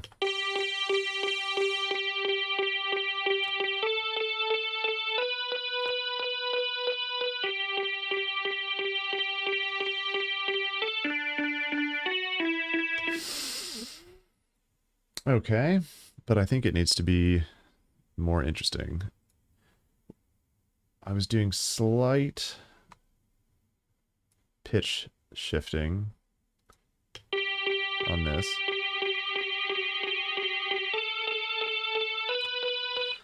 Let's crush it more.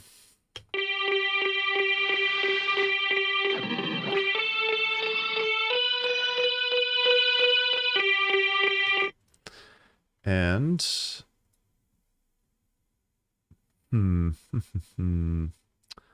maybe a wave shaper?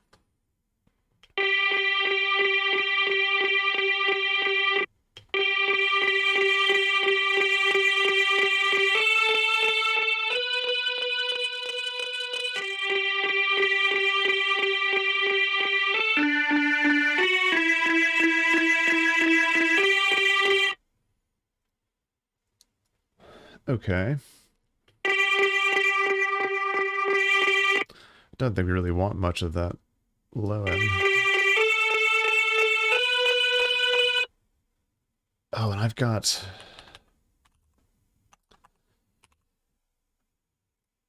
Yes. I'm probably going to end up paying for this. I decided to go for a free trial of Soothe. And it's just so good.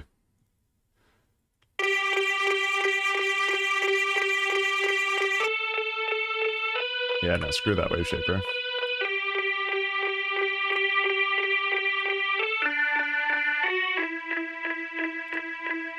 I mean, it's wild. It's a wild algorithm, whatever they're doing under the hood on Soothe. It's so good.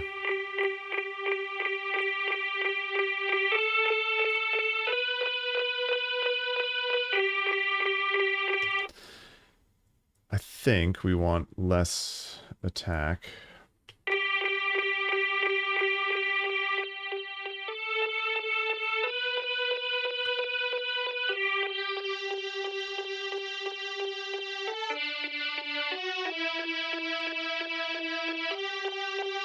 Oh, this is... Yeah, because I was doing that pitch shifting stuff.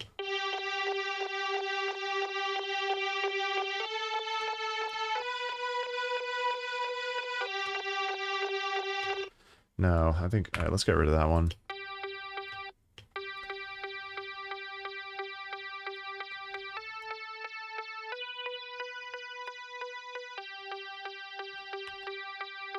No, it sounds... sad without it. Sounds sad without it. It needs its buddy. But... Oh, because...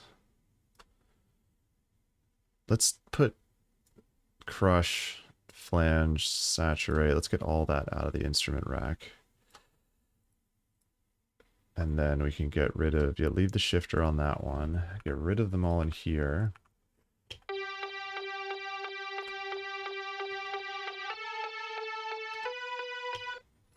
Okay.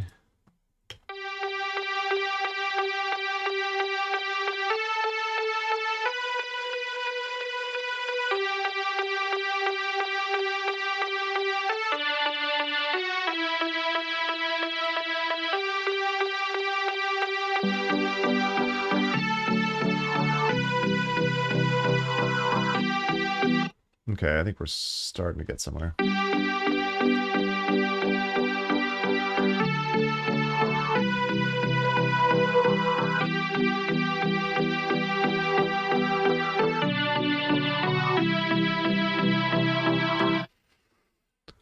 All right. Let's put some reverb on this here piano before the Soothe. I'm not really sure yet where to put Soothe in the effects chain. Like, is that just going to cut out too much, you know, too many interesting harmonics from the hybrid?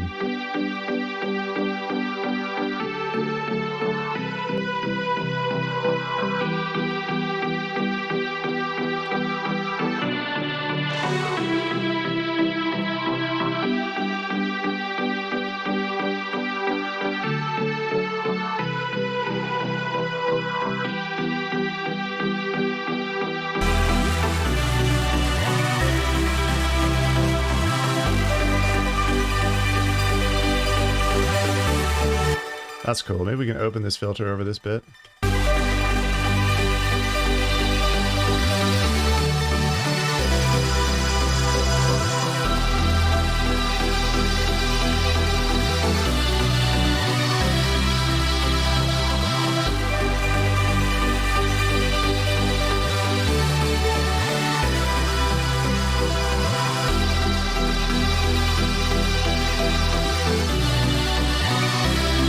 That's cool. That is cool. It's just so noisy. So many layers, but it's fun. So let's, I think I actually want more attack.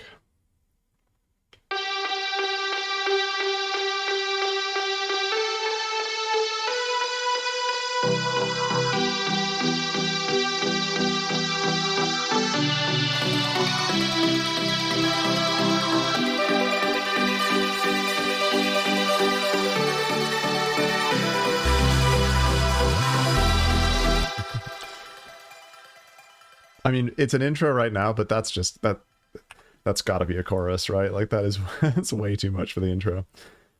Unless the intro is, yeah, is this bit.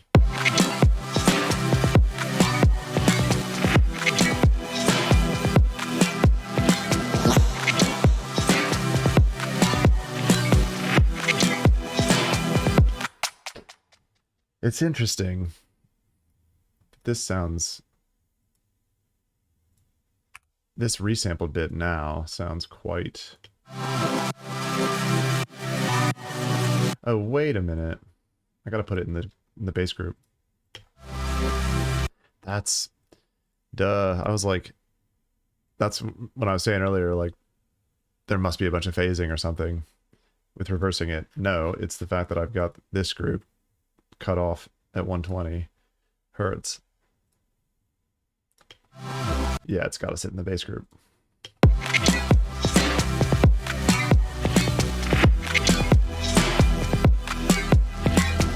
But it just sounds much quieter than, because it is just that straight up resampled. Anyway, let's just push the volume.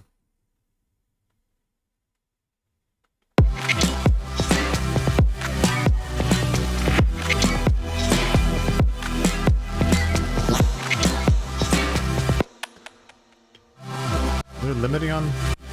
No.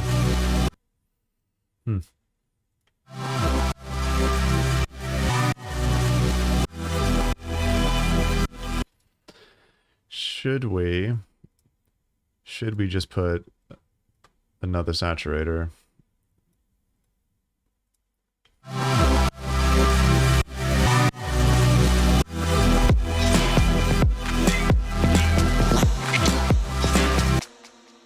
Cool. Starting to feel this track.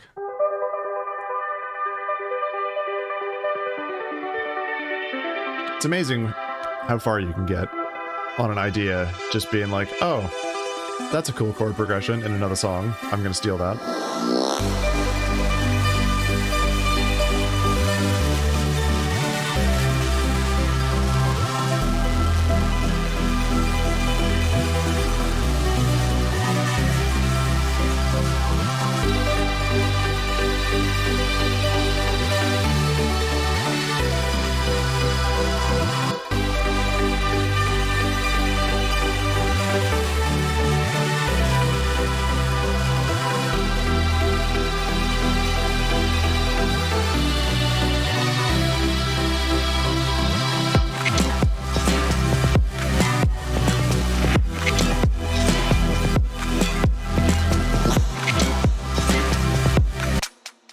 Okay, the drums sound too quiet now.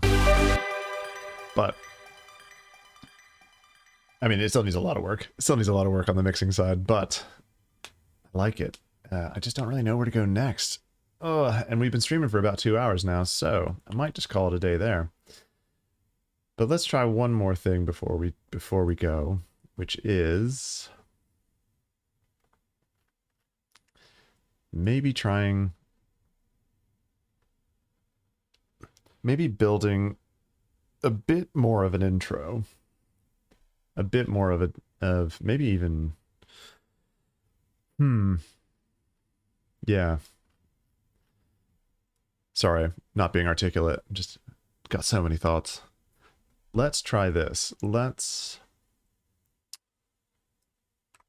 what's the hotkey? What's the shortcut? Silence, Control I. That's an easy one.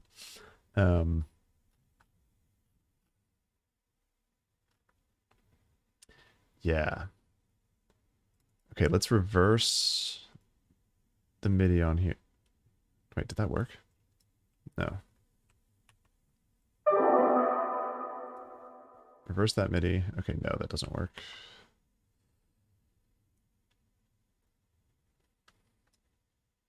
What if I consolidate it?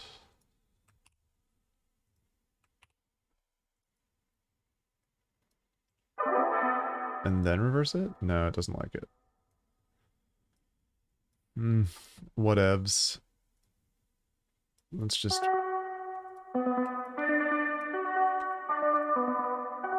do this. Do it manually.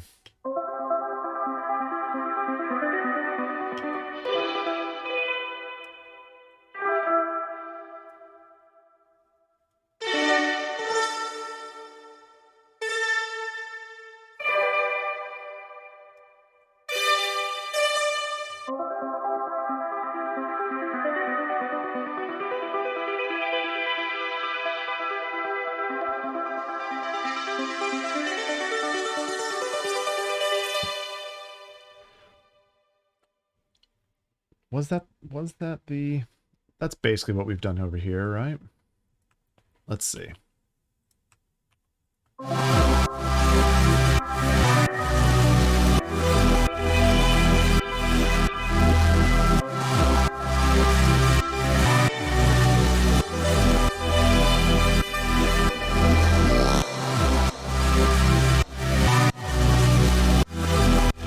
I think we just looped. I think we just actually started with this bit. So let's do that. Let's copy all this MIDI across. Get rid of you. Copy this MIDI down here.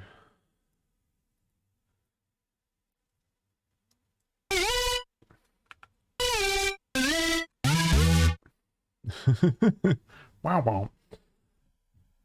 Glide makes everything fun. And then... yeah.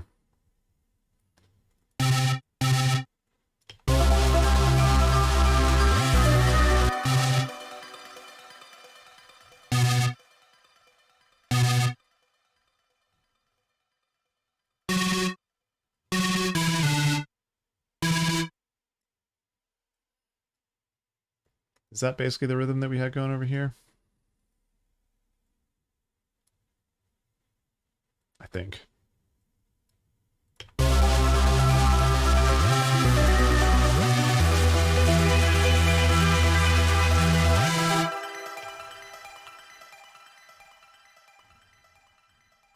Cool.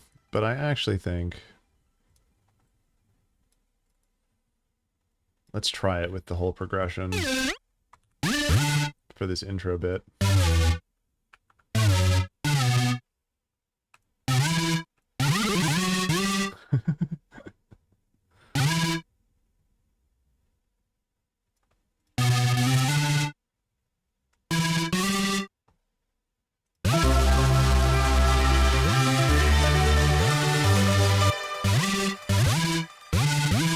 Change that a little bit.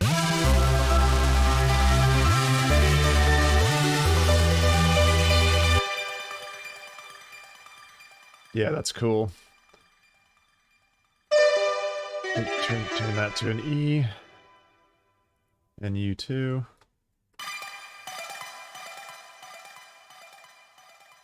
Now we might have ourselves a little bit more of an intro.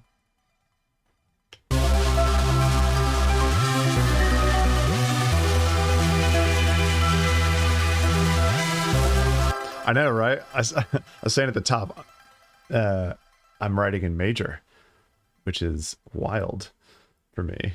But the progression that I was, you know, the progression that I started from, that, you know, in that other tune is major. So I was like, why not? Why not for a change? Not everything has to be in a minor key.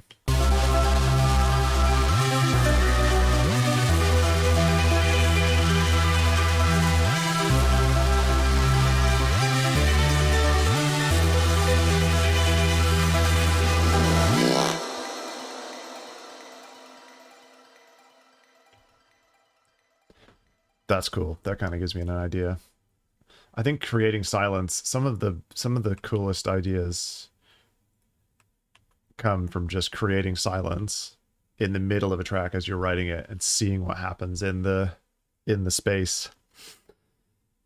Mixolydian. Yeah, Mixolydian is like the lower half of the scale is minor, and then it goes into major at the top. Is that right? Something like that. I've been trying to learn. Instead of just being like, lol, I don't need music theory, which is what I've done my entire life. I've been trying recently to learn a little bit more about music theory, and I'm really enjoying it.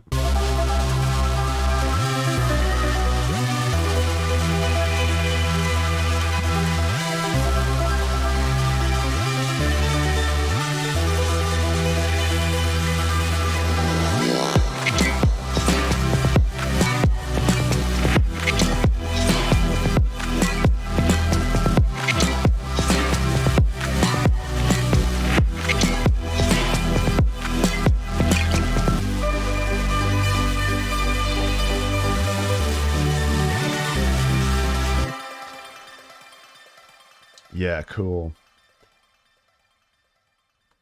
Now, starting to get some ideas for track structure a little bit more.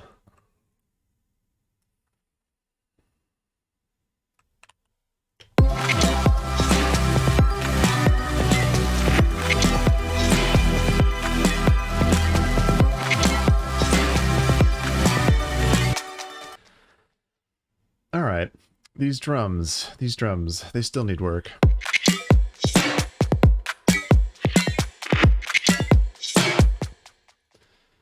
I think there's just too many, there's a bit too many of these silly sound design drums in here. Let's try turning off the toms for a second.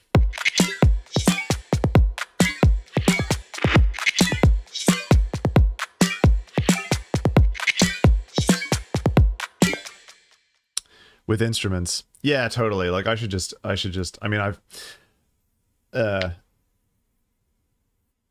got a guitar and I need a better like MIDI keyboard, because I've got one, well, I've got like a micro Korg, but that's not exactly what you're looking for as just like an input device.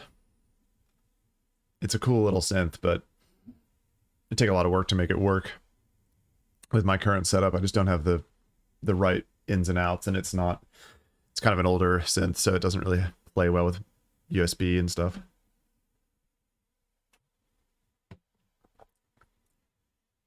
But yeah, it's sort of been on in the back of my mind that I need a proper MIDI keyboard at some point.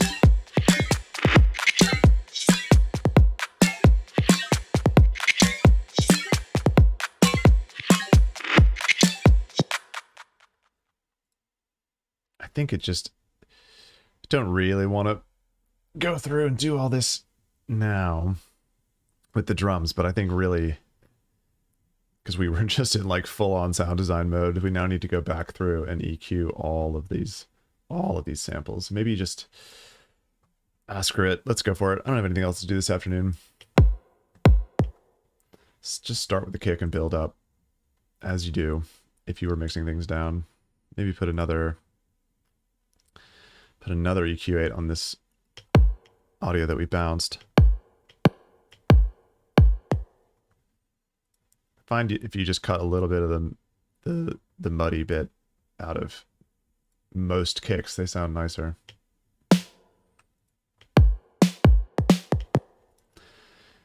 This snare,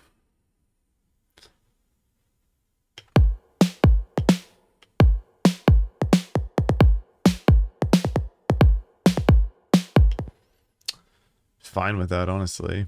Let's just throw an EQ on it, and we don't need this tuner anymore. Let's just cut a bit of the lows.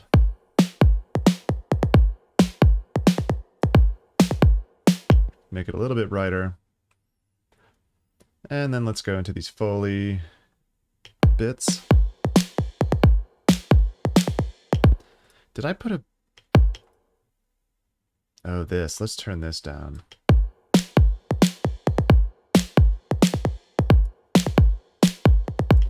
That sounds like a very long a very long reverb tail for how short this sample is.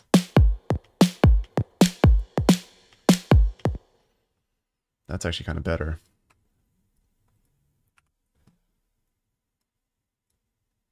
Let's kill these and copy that across. Double-edged sword working in audio with drums. Yeah, exactly. And I've never actually, I've always felt limited not really understanding music theory properly, to be honest. I think it's fun not having to worry about it to a certain extent when you're writing, at least when you're starting. But yeah, I'm trying to like push myself out of my comfort zone a bit more recently with music, because why not, right? It's like a lifelong journey of just, you know, getting better at something you love. So why not try and push myself a little bit out of my comfort zone and learn bits that I don't know. And it's crazy that I don't, like, it's crazy how little I understand music theory, considering I've like played an instrument and been in, you know,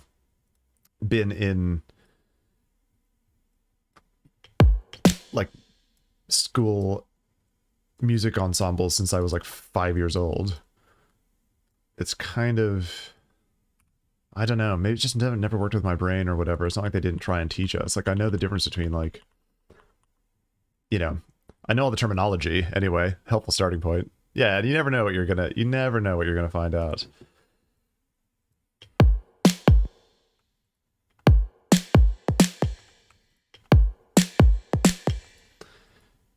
Do all of these, yeah, they're all being cut by the group. This is actually probably redundant on this channel because the group's cutting it all higher.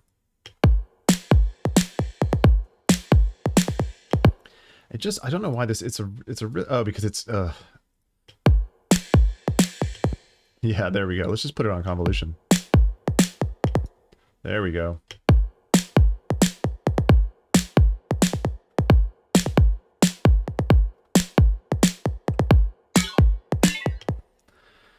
And I think that's part of what's going on with these drums. We just need to just, like, get rid of a bunch of tails.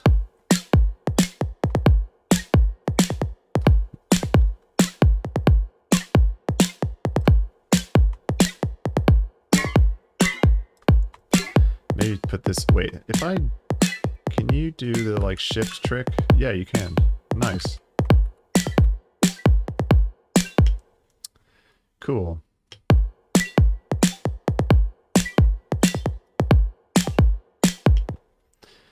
Nice, those are sounding a little bit crunchier.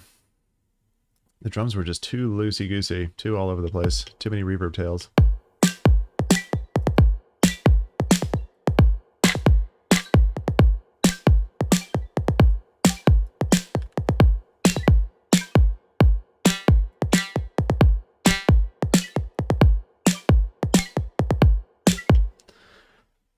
I don't even know if you're really going to be able to hear that in the mix, because the rest of the melodic stuff is so noisy.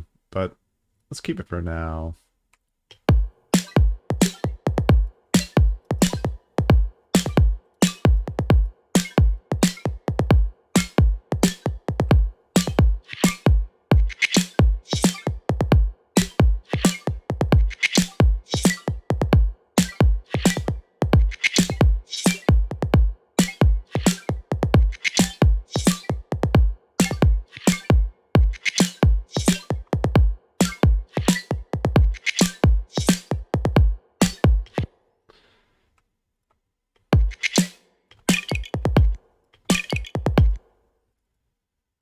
Yeah, these all just need EQ.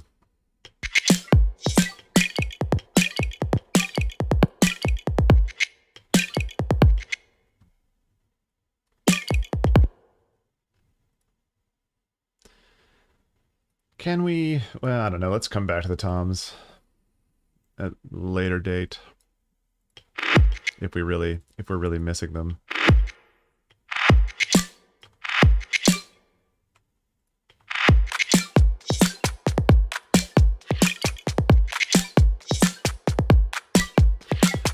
think the grain delay on the grain hat is adding in a lot more low end. Or just some muddiness.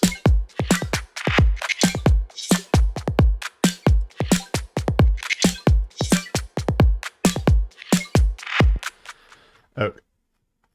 Okay. There's no way those drums sound worse than they did.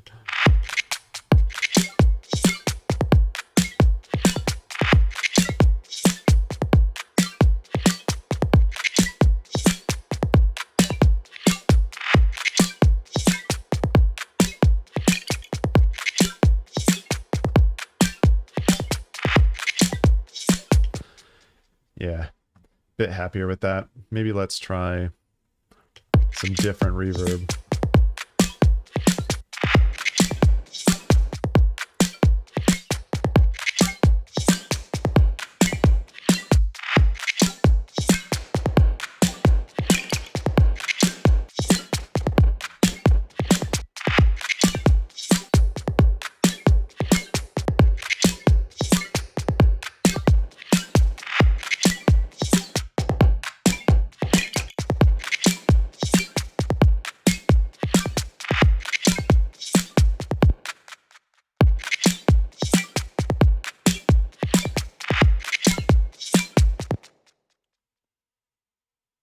Cool.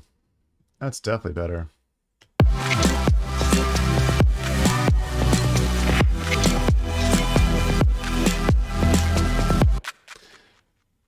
The Lego game when you die. Oh, I don't know that sample. I should know that sample. My wife plays so many of those Lego games.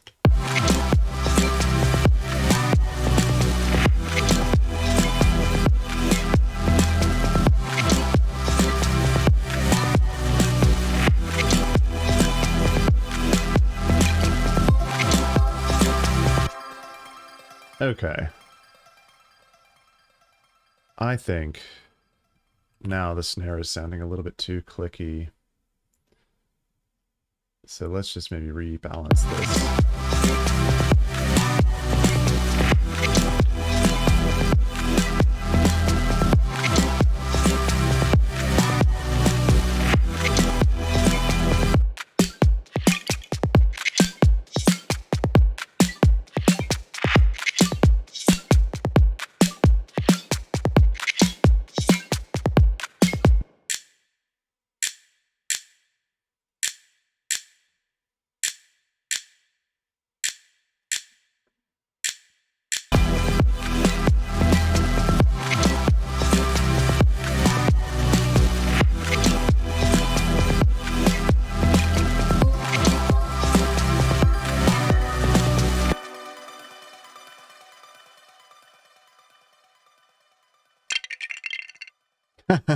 That does sound just like one of those samples. Where is it? This one, I think. Very, very, very similar. Hey, Oliver Peter, thanks for the follow, mate. Thanks for stopping by. Glad you're enjoying it. I think I'm just driving myself a little bit crazy trying to EQ these drums on headphones. I think I'm just going to need to do it in the monitors off stream at some point. But they're better than they were anyway. So that's all you can ask for. Let's start from the top again.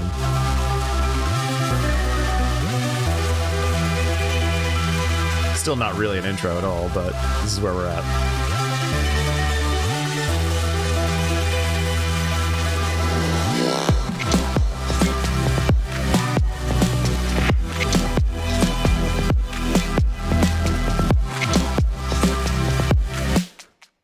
Okay, no, I lied. The drums are just bugging me. They're not hitting the way I want them to yet.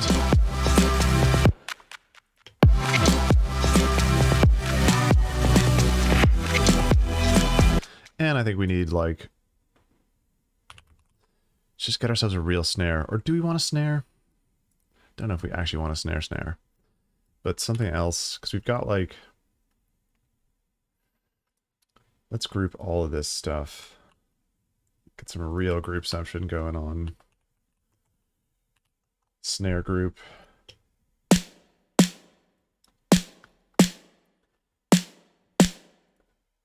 Let's just, because that is just a dumb snare that I made in in the Ableton plugin. Let's just try switching it out for a totally different snare, and that'll probably make the whole thing sound better.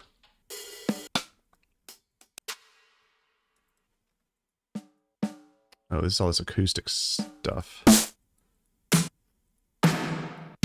Yeah, definitely some snaps.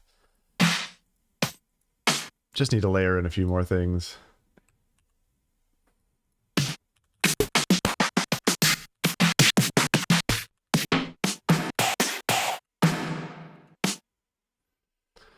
I mean, that's a pretty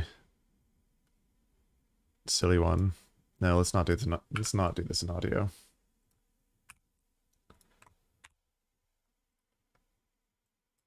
It's a silly little snare, but maybe it'll do what we're looking for.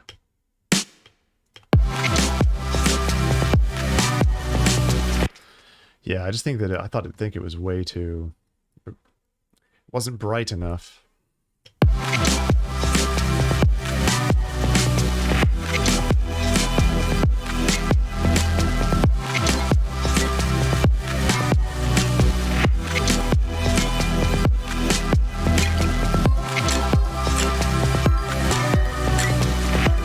Cool, I like that.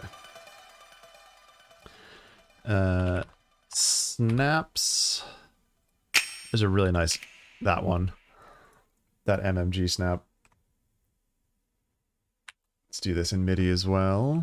And just copy paste, throw you in there.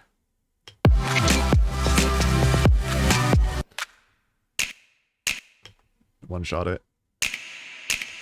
Such a long tail. Ooh, is it? It's doing that on all these samples, isn't it? Starting with, it's automatically applying fades in all the simplers. Yeah.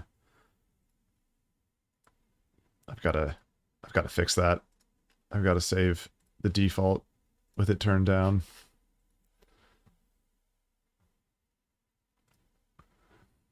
No.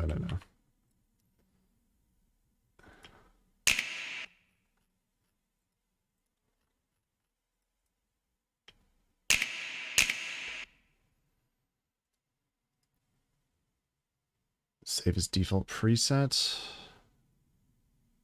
Okay, but then if I load up a simpler, does it just come with the... No? What's going on here? Simpler.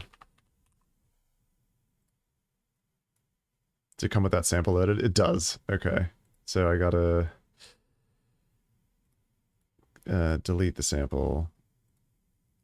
Oh, no.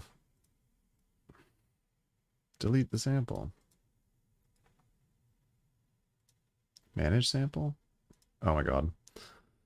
I don't even understand how to use the simpler. How do you just get rid of the stupid... I don't want a sample in it.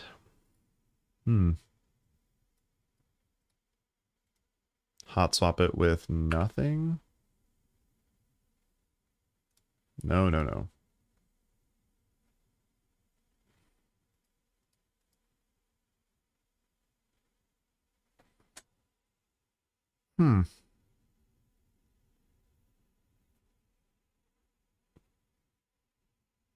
If the song is already snaps. That's a good question.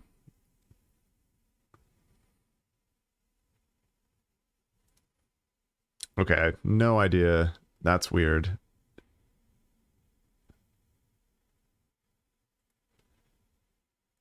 That's very funny. Okay, I'll come back to that at some point. I'll go read the Ableton manual later. But anyway, I don't want... No, I still do want that in there. I just want it to fade out a lot more.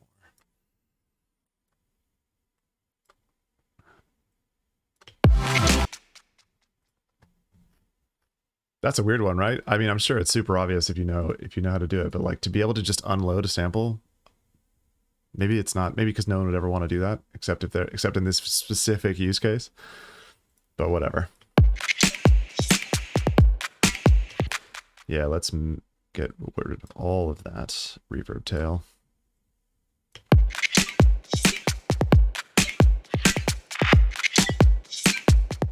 Yeah, I like that. That's much better. Cool, and then I kind of like too where it all drops out here.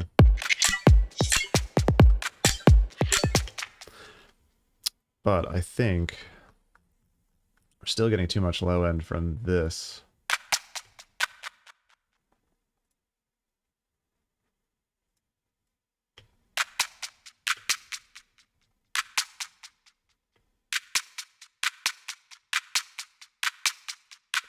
Just feels like, yeah, it feels like right in the 1K, like there's a lot of drums hitting in like the right in like the 1 to 6K region, which is not, we don't need all that. It's gonna cause annoying buildups.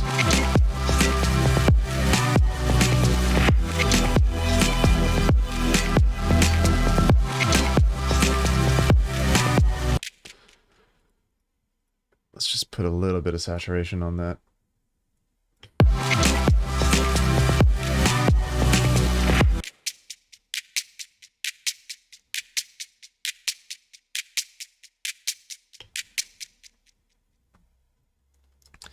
And let's turn everything down as well, because I can see it's clipping a little bit.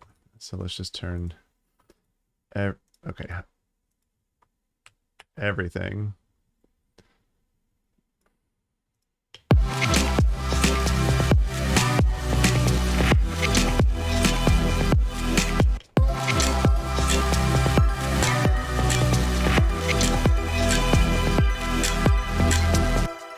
Yeah, that's nice.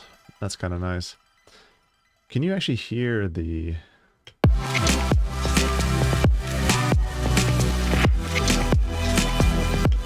Yeah, it's very subtle, but you can still hear the sort of the spectral resonator on the clap here when everything's hitting, but you can hear it much better over here where everything drops out.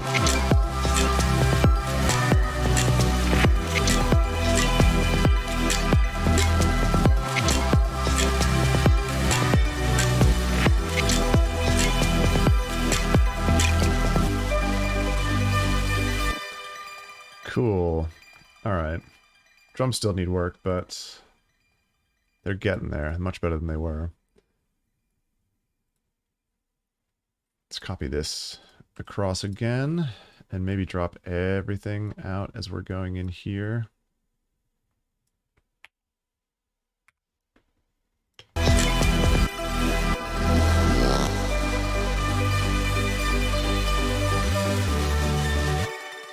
Yo, W1914. Thank you. Thanks for the follow. I'm glad you're enjoying. Let's maybe have one more kick or a couple more kicks in here. Are we still... This project's going to need a lot of cleanup off camera. Oh, that's why. That's why. Because I was doing that fake side chaining.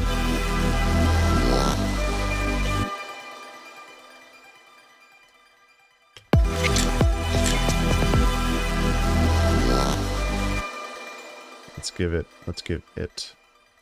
that kick a little fake side chain.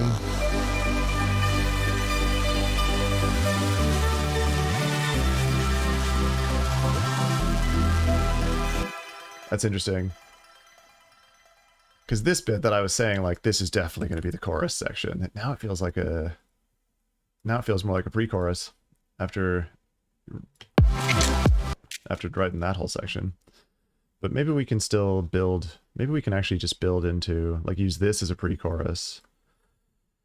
And what's the hotkey? Gotta learn these hotkeys. Duplicate time. Control-Shift-D. So if we Control Shift D that bit, and then have this be sort of like a chorus section. This is a pre-chorus. We're getting there. Let's just give it another listen from the top.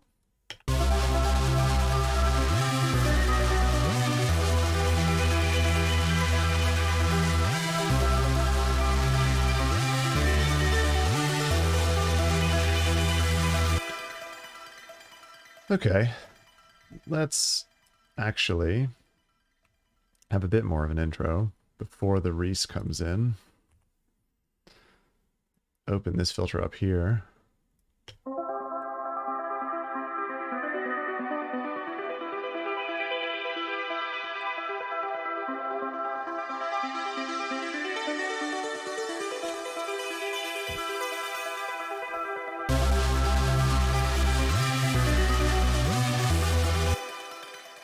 Nice. Starting to feel like a track.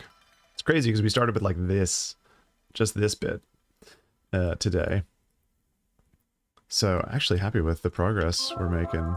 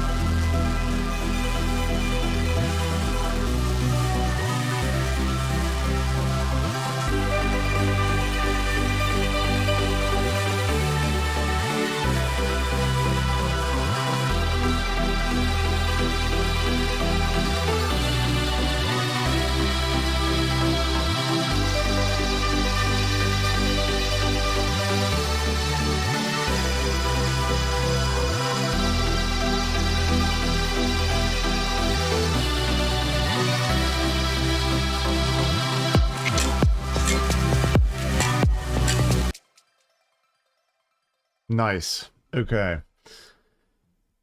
Cool. Let's... I know I said like half an hour ago that we were about to wrap it up, but I'm vibing. So let's just keep going.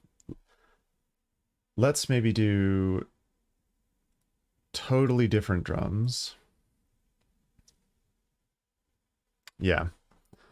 Let's maybe do some totally different drums in this section here and make it actually into like a chorus. I feel like...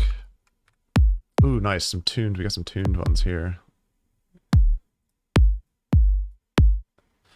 That one's cool. This is going to be...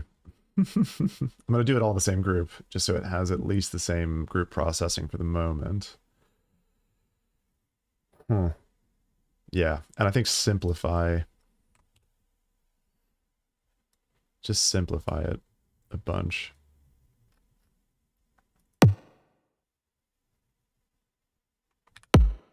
There we go.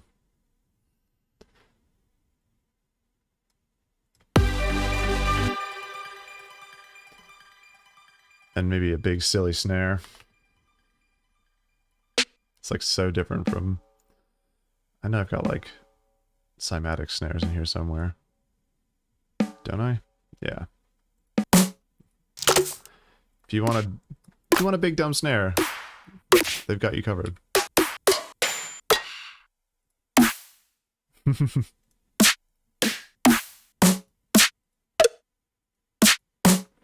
Maybe something like that. I don't know. Do I want to put it in the snare group?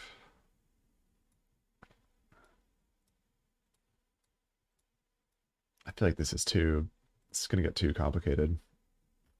Let's just... Let's create a second drum group.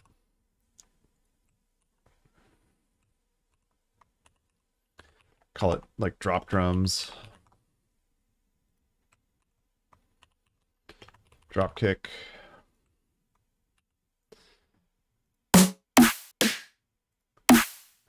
It's like, I would like never normally use these snares, but I'm feeling like just feels like it is mandatory for this tune based on where it's at currently. And ugh, I don't know if we want a halftime thing. It's starting to sound too like bro-y.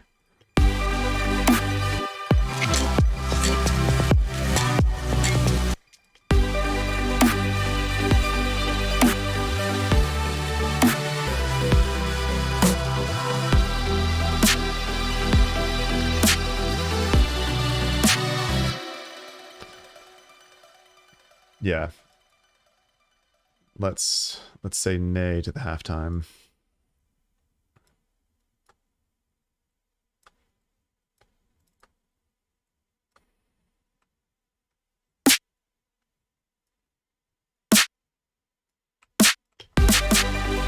Oh, not that fast.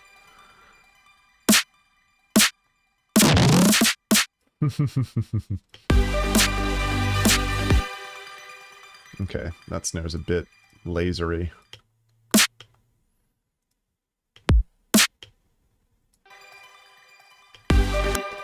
Let's just grab all of that, all this group processing, and put it on here too.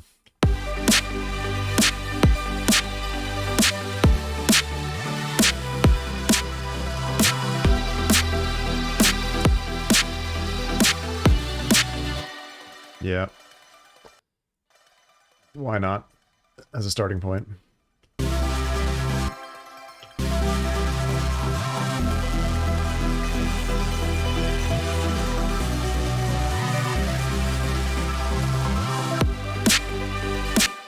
Okay, that snare's way too loud.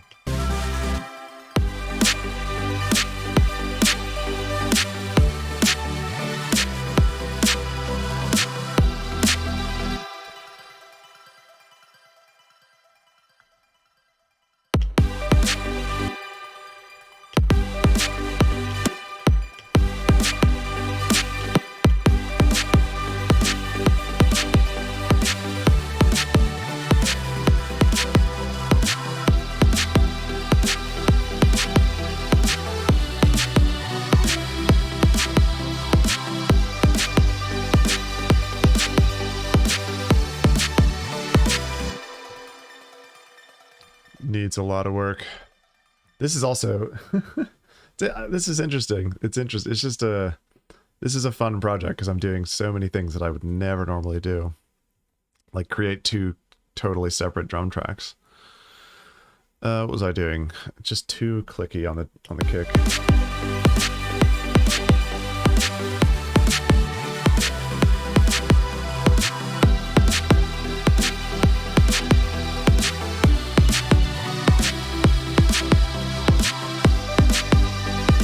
Filter.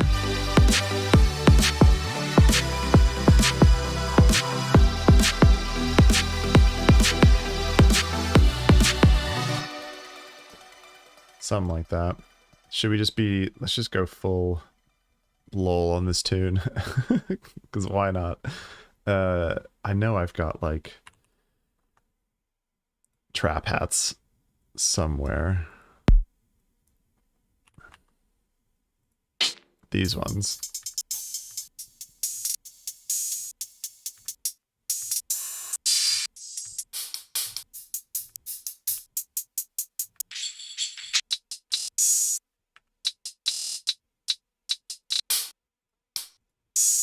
Yeah, maybe those ones. And then, but we can process them and make them a little less, make them actually like sit in better. So loud. Let's double time. Yeah. Let's put it on beats, put it on forward mode.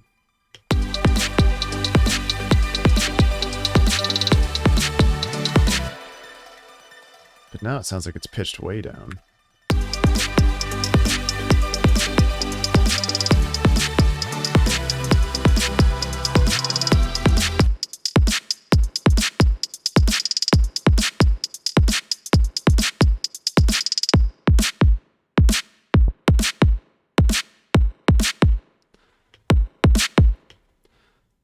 That actually sounds relatively decent, even though I said it was full lull.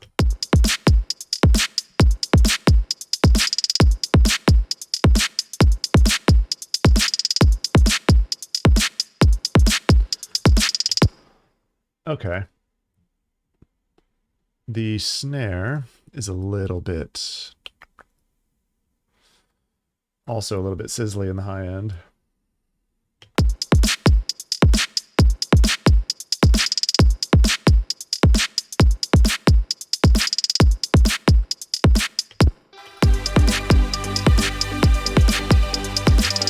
Maybe I need to cut that much out.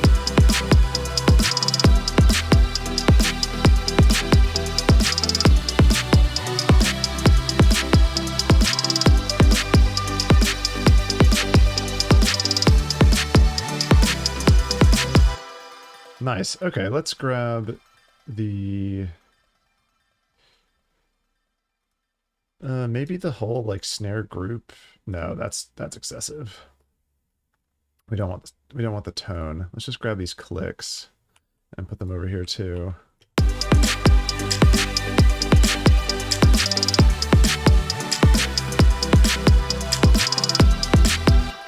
And where's the snap?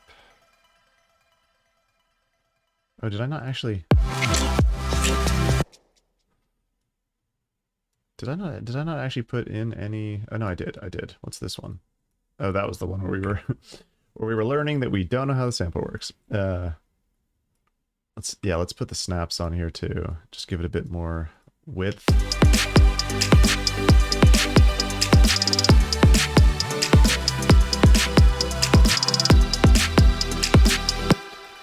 Oh yeah, we did. Okay, that's interesting.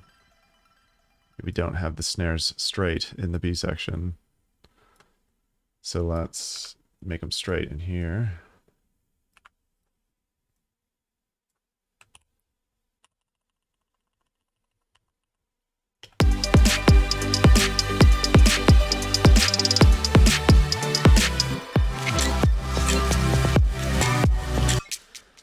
This I thought this might happen. Where this drum group actually sounded way better. And then we just redo this entire drum group again. Off the back of it, but I think actually it's just that these kicks at the moment are just way too quiet, relatively. Not width.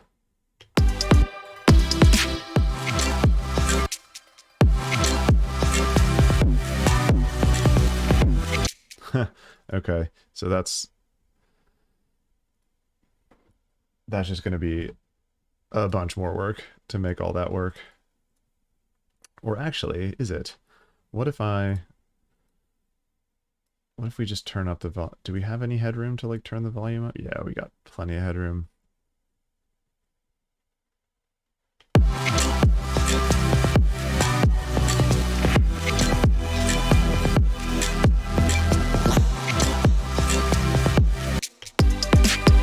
That kick just sounds terrible.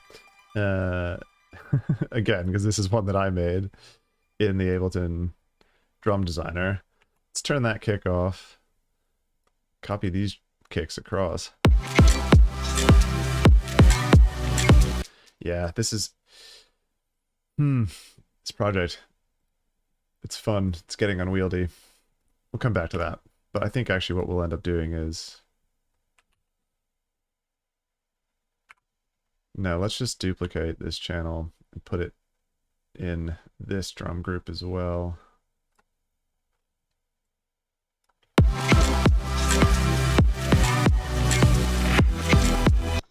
Yeah, that's just better. It's just a much better kick. Okay.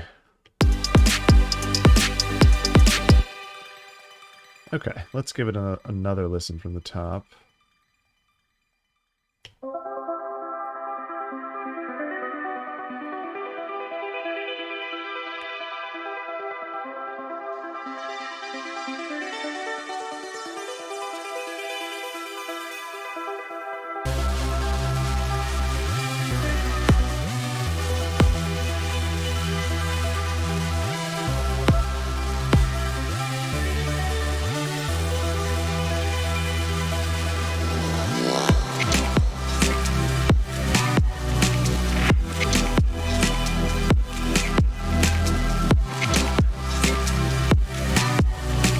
Yep.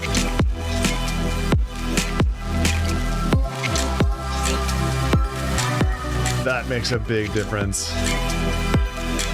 That kick was just... That kick I made was just no good.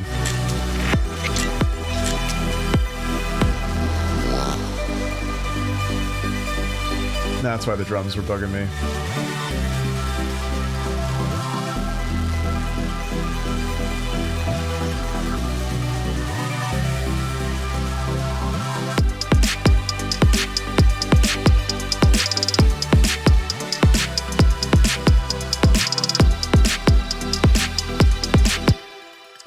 Okay, I feel like... I don't know. Maybe we do actually want halftime. Want to go halftime with these snares in this section.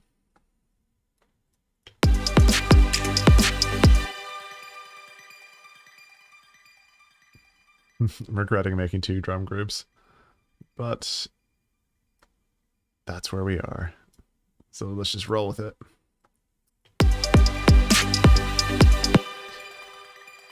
Yeah, I feel like it does. I feel like it actually might want to be halftime.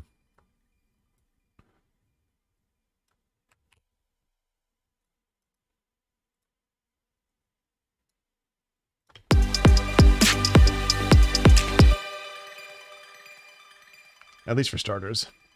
And then we can vary up the snares a little bit. Maybe make them hit.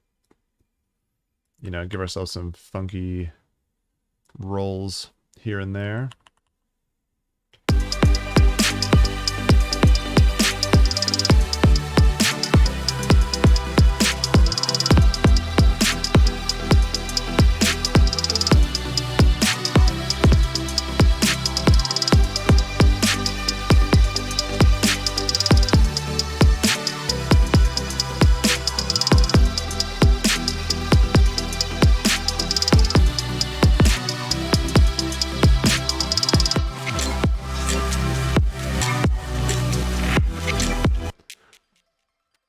So yeah, the processing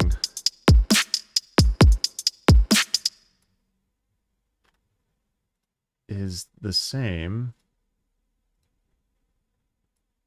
Oh, I've just turned the threshold up a bit.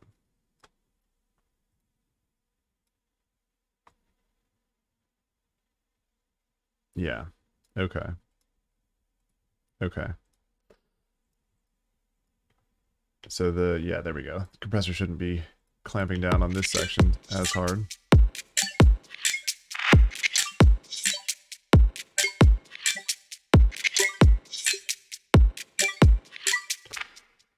Okay, let's copy this stuff across to here.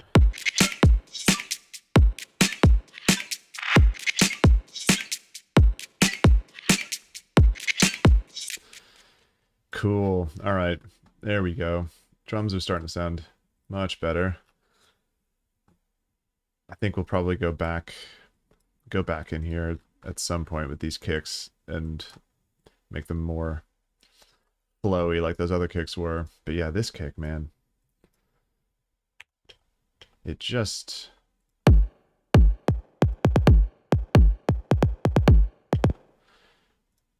it sounds like it's got a lot more distortion on it than it did previously. And I don't know what's doing that. It's not the utility.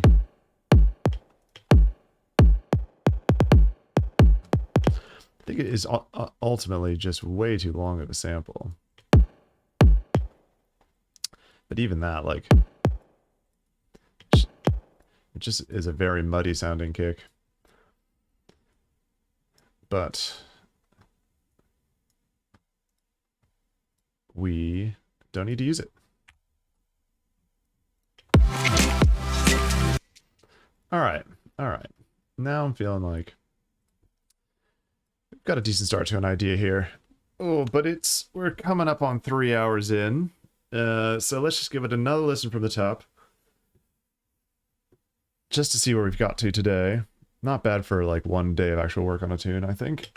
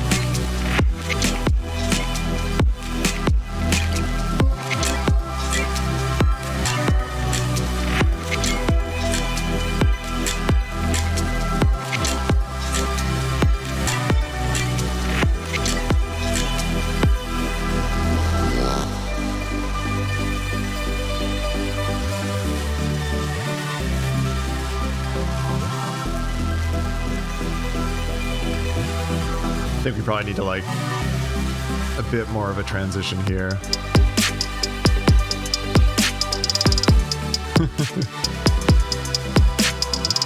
These drop drums are silly, but it's just getting an idea on paper at the moment.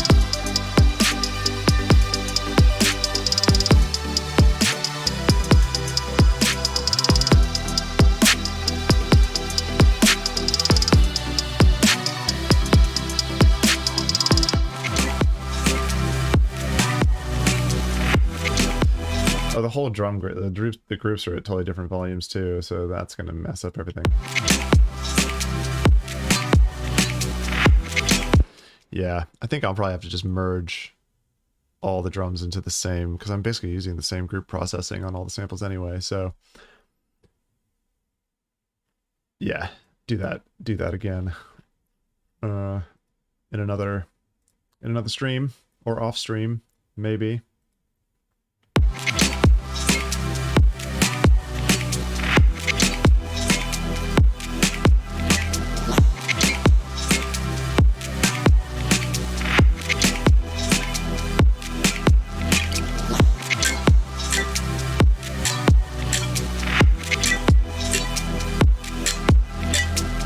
That's why it's so hard to stop. I just keep having ideas. Hard to call the end of a stream when you're still like got so many things you want to do to the track.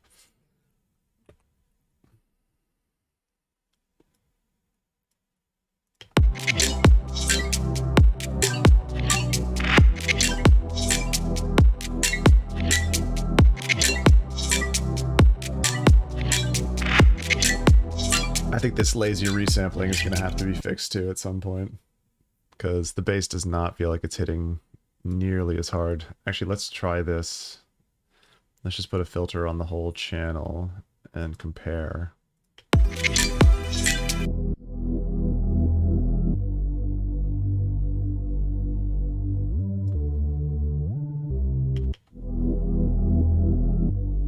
Yeah, that is no bueno.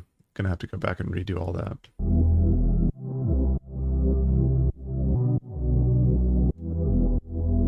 Well, I mean, to be fair, the muddiness is definitely coming from all this other melodic stuff that's resampled into there. But that's probably just that is a good indication. Okay, actually the low end doesn't sound.